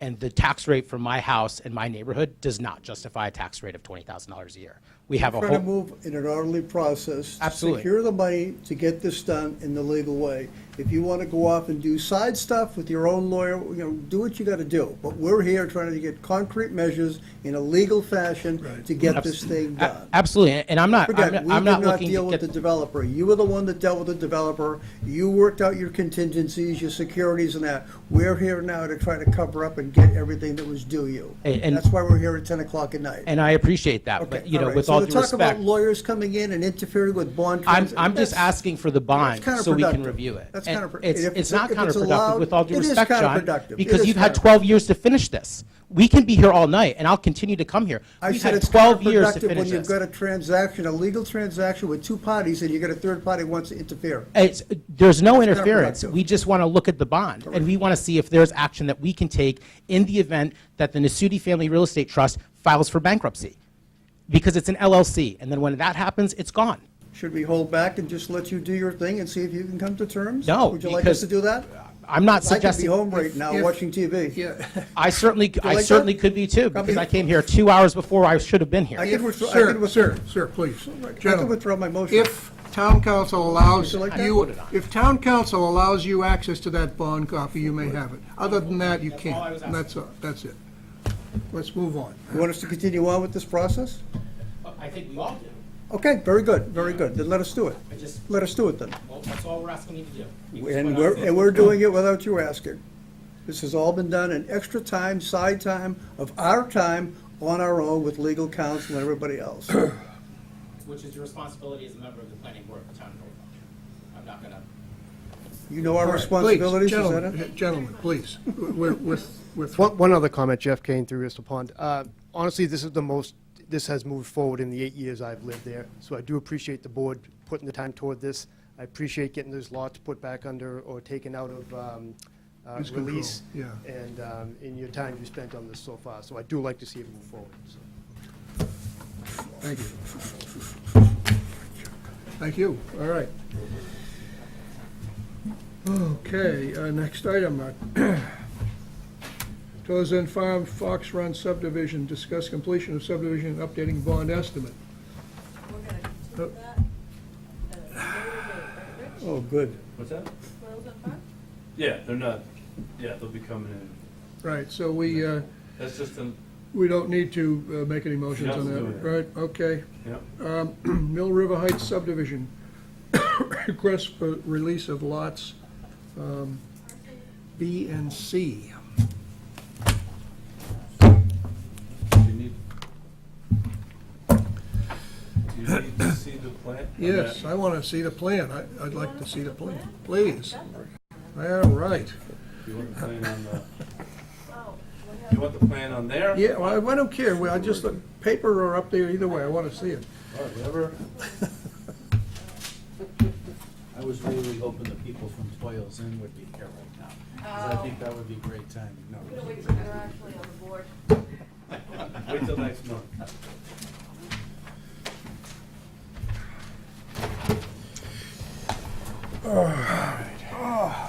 You just want it to stretch.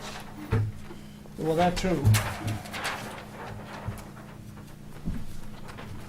Okay, so which lots do they want to release? Parcel B, which is this roadway that was never constructed. Yeah, And parcel C. that little strip. Yeah, that little strip, and those are to be combined with lot 7. As I understood it, Yeah, they're gonna be conveyed to lot 7, they're actually gonna be submitting as I understood it, he was cutting this off No. and giving a piece to this guy, and Yeah. then these other two pieces went to that guy. That was this, is that this one? Did he say? It is, Yeah. That's inaccurate. That's inaccurate. That is inaccurate, okay? Yes. What is accurate then? He's- That, so what you see there, Betsy's showing you, parcel Parcel B. B, Yeah. the roadway. This roadway that was The complete roadway, never Correct. constructed. Yep. yeah, and the strip. And this little strip, The little parcel strip. C. And they go to that guy over there. Right, and Oh, they. it's all going to one, Yes. he's not dividing it No. between Correct. two. Yep. Oh, that's not what the little sketch was earlier today. No, that little sketch Yeah, that was a little misleading, sorry Was- about that. Huh. Little It was sketch even room. colored in 2 different colors. Oh, my God, just to throw you off. Okay, understood. The attorney did it. Now, Rich, is there any reason why we should not go ahead and release these lots? No. So they are preparing an A&R plan, which will be submitted, and that's what they'll end up recording at the registry. Shouldn't we see that before we vote? No, I think we need to release it first. We need to release those from the, Is there a bond? no, there's no bond. Well, Oh, there's a bond in the There's a subdivision subdivision. bond, but those parcels are not bonded. Is it appropriately funded? Do you want to take back one of the lots? Why don't we use a couple of spots as parking? You know, So Parcel we learned B. our lesson, right? I mean, Yeah, you gotta release them so that way the sale, because they're You want a coming motion, Walter? to sale and then they'll come back. Yep, we need a motion to, to release lots B and C. Motion to release lots B and C on the Mill River Heights subdivision. I'm sorry, I keep doing this tonight, but I'm gonna take my jest back. I mean, there is a bond in the subdivision. Is it sufficient to cover finishing the work if need be? Or do we need to talk about revising the bond before we release the 2 lots? Well, let me go answer. Hold the bond question for a moment, please. So I can just. This is a road that they were gonna put in the subdivision, that they decided against it, but it stayed on the plan. Right. So it really There's is. no road, right. There's no road there, it's going in just, there. it's Is just that what you're open, asking? No, Just I'm the just, grass. I'm checking boxes. All right. Very good. So the last sentence on that second paragraph says divided into 2 parcels, so even his letters out? The language is incorrect.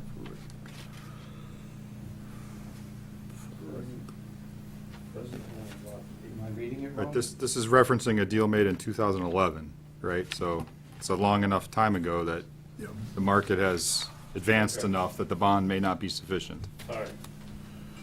Let me There is no bond on this parcel B and C, I don't believe. Well, maybe I'm misspeaking. All right, let me hopefully add some clarity here. The owner, Tony DiMartino, who came in to see us, had explained that Road B, Parcel B, and Parcel C were going to be sold to the new homeowner on Lot 7. The email that you have here from Attorney Lovely is that he's dividing the property up differently to sell it. Combine it with Two different lots. two different lots. Right. It doesn't really, Doesn't matter. doesn't change the fact about releasing No. parcel B and C, but there will be an A&R plan to Right. change it. All right. All right, now on to his question. I would have to check his, Check the file to see what's in there. yeah, what's held on You want him to do that? We have to go dig out the file. Well, can we You wanna know right make our now? vote contingent upon confirming the bond amount is appropriate? his. Oh. Sure. These two parcels have no bond amounts on them. Then maybe I'm misspeaking, I don't know. I mean, the subdivision has a bond on it, right? Yeah, it Yeah, does. but this is grass between two lots. Right, but he's asking for a release of the lots to, Yeah, they parceled them because they changed the subdivision, and these things just remained hanging there. is the dangling. subdivision complete? So this is a legal, this Sounds is like, legal paperwork? Subdivision's under construction. So this, Claire, the subdivision is under construction, it's not finished. There are a few lots left to be developed in the development. This original subdivision approval before the planning board had this road B in it.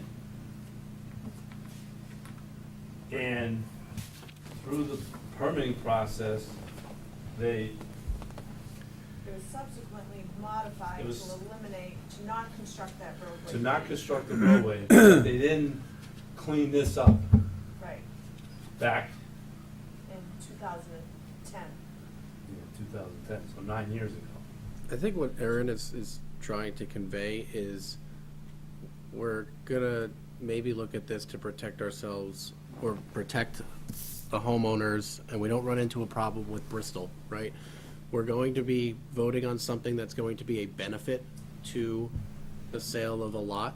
So I think what Erin is saying is all of the bond stuff in place for this subdivision to be completed before we grant a benefit to the developer. Is that what you were getting at? It's a fair It's not a assessment. benefit to him, he owns this land.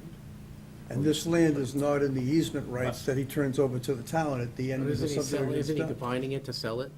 Yeah, but it's like, Two parcels. it's like an extra piece of land someplace that he owns and it's doing nothing. I do understand what you're asking, so if you wanted to make a motion to release these, subject to review of the bond for its adequacy, to make sure it's adequate in the event the town had to pull the bond, I would think that's what you're asking, right?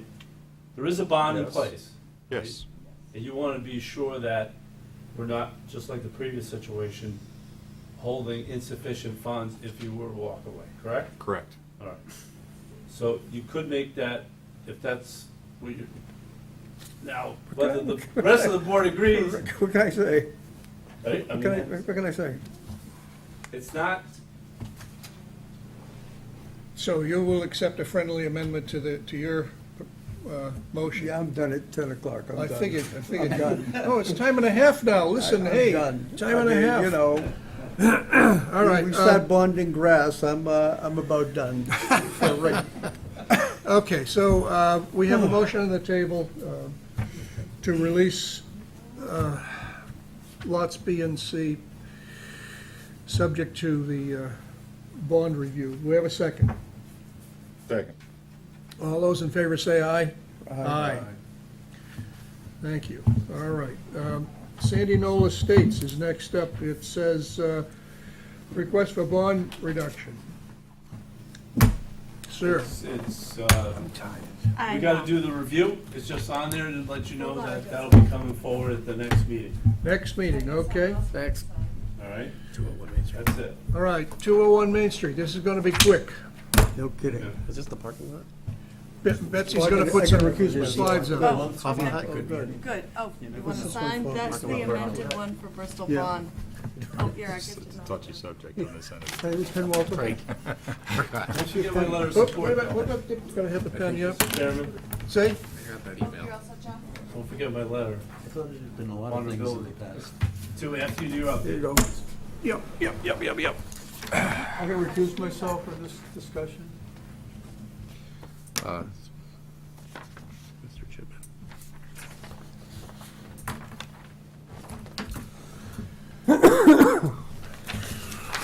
All right, so 201 Main Street. 201 Main Street, all right.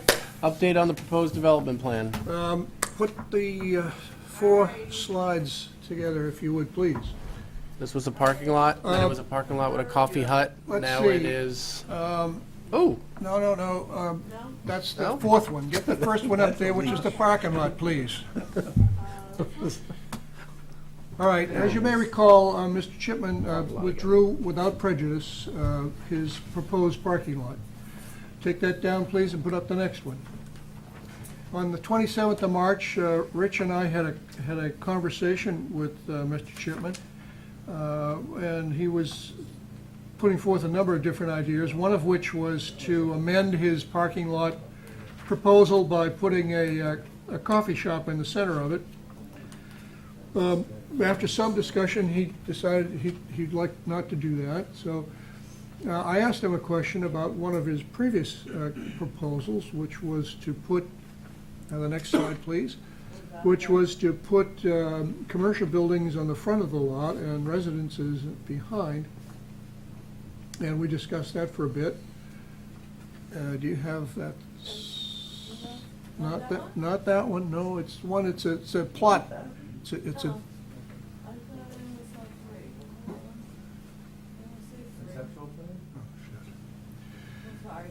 well, that's okay. I'll describe it at any rate. It's that plot of land is divided into 3 lots, and on 2 of the lots, he had proposed to put commercial buildings in the front with residences above, and then single standalone residences at the back of the plots adjacent to the railroad track. And gave some consideration to that, but that would require a special permit because one of the requirements within the B1 district is that most buildings, or all buildings, need to be within 9 to 6, I think I'm saying this right, 9 to 16 feet from the lot line, front of the lot line. And he was concerned that he might not get the approval of a special permit to do that. So then the discussion moved to what else might be appropriate for that lot, and he came up with the idea of replicating, there's the one with the commercial buildings on the front and the residences in the back. You know, that is not an unreasonable proposal, and he was going to do that on the first 2 lots. Only one of them is shown, but the idea would be the first 2. So then he came up with the idea, perhaps the thing to do would be to put a residential development in there, similar to what is called Medfield Commons, which exists here on Route 27. If you come out South Street onto 27 and turn left heading towards Medfield Center, this development is on the right. And those buildings are quite close together there. The common area in front is a septic field. And the idea would be maybe to to do it as a LIP, or local initiative program, in conjunction with the blessing of the selectmen in town. And so he thought that perhaps he would do that if he could make the numbers work with 25% affordable requirement. And so that was where he left it with me, and perhaps he will proceed, or perhaps he won't, I don't know. But that's the latest thinking that I have received from Mr. Chipman. So did that make it a 40B? Is that- It does. Oh, it It's a joint sponsored between the developer and the town. Okay. So essentially, though, it follows the process of a 40B. Through approval of the state and then through the ZBA here in town. So all I can tell you is that's the latest conversations I've had with Mr. Shipman, and we'll see what steps he'd like to take next.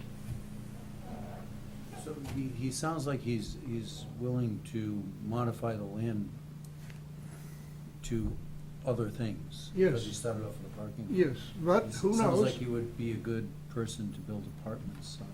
But who knows, We're not Gary? there yet.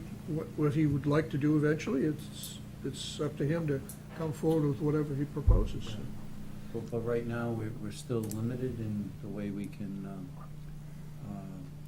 the number of units of even apartments that you can put in a certain space because of, sorry about that.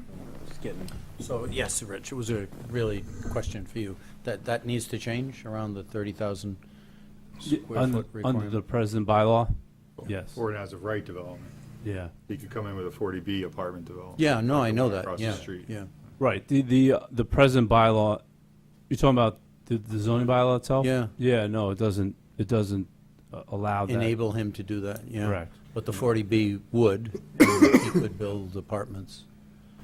Yeah, well, as you know, there's a study group going on to look at Yep. the zoning in the B1 district, and there's several things that need to be looked at, and that's one of them.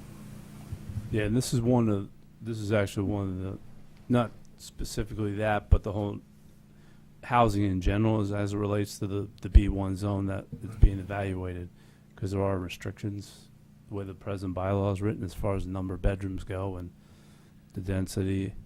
And the ratio of... commercial to residential, which is... And then, in this particular case, there was, and you can chime in on this, so there was in the zoning bylaw, the allowance of just residential in the B1 zone that mirrored which is in the C1. And that was, it was voted in, and then resident, I think it was a resident petition, if I recall, came in to town meeting and it was removed. So if that was still there, I don't know if that density meets that, if it matches up, but it was there before in the bylaw to do just as a development type, all residential. Okay, thank you. Let's see, next item on the agenda is meeting minutes. So we have one set of meeting minutes to approve, correct? We do, and we have one correction to make. Okay. On page- Also had a couple too, so. Okay. On page 2, the second sentence down, I both moved and seconded the motion. Oh, okay. It's hard to do. Wow, you're talented. I I'll check that out. try to be efficient. So moved. And That was my only comment. Okay, well, we just had a couple other little comments I'll make. So we need a motion to accept the minutes as amended. So moved. Second? Sorry. Second. All in favor, say aye. Aye. All right. Do we have any other unanticipated new business? Then the chair will entertain a motion to adjourn. Motion to adjourn. Oh, man, I was gonna make the motion. Oh, sorry, I take it back. Motion to adjourn, my All final right. meeting. Second, we have a second. Second. All those in favor say aye. Aye. We are out of here.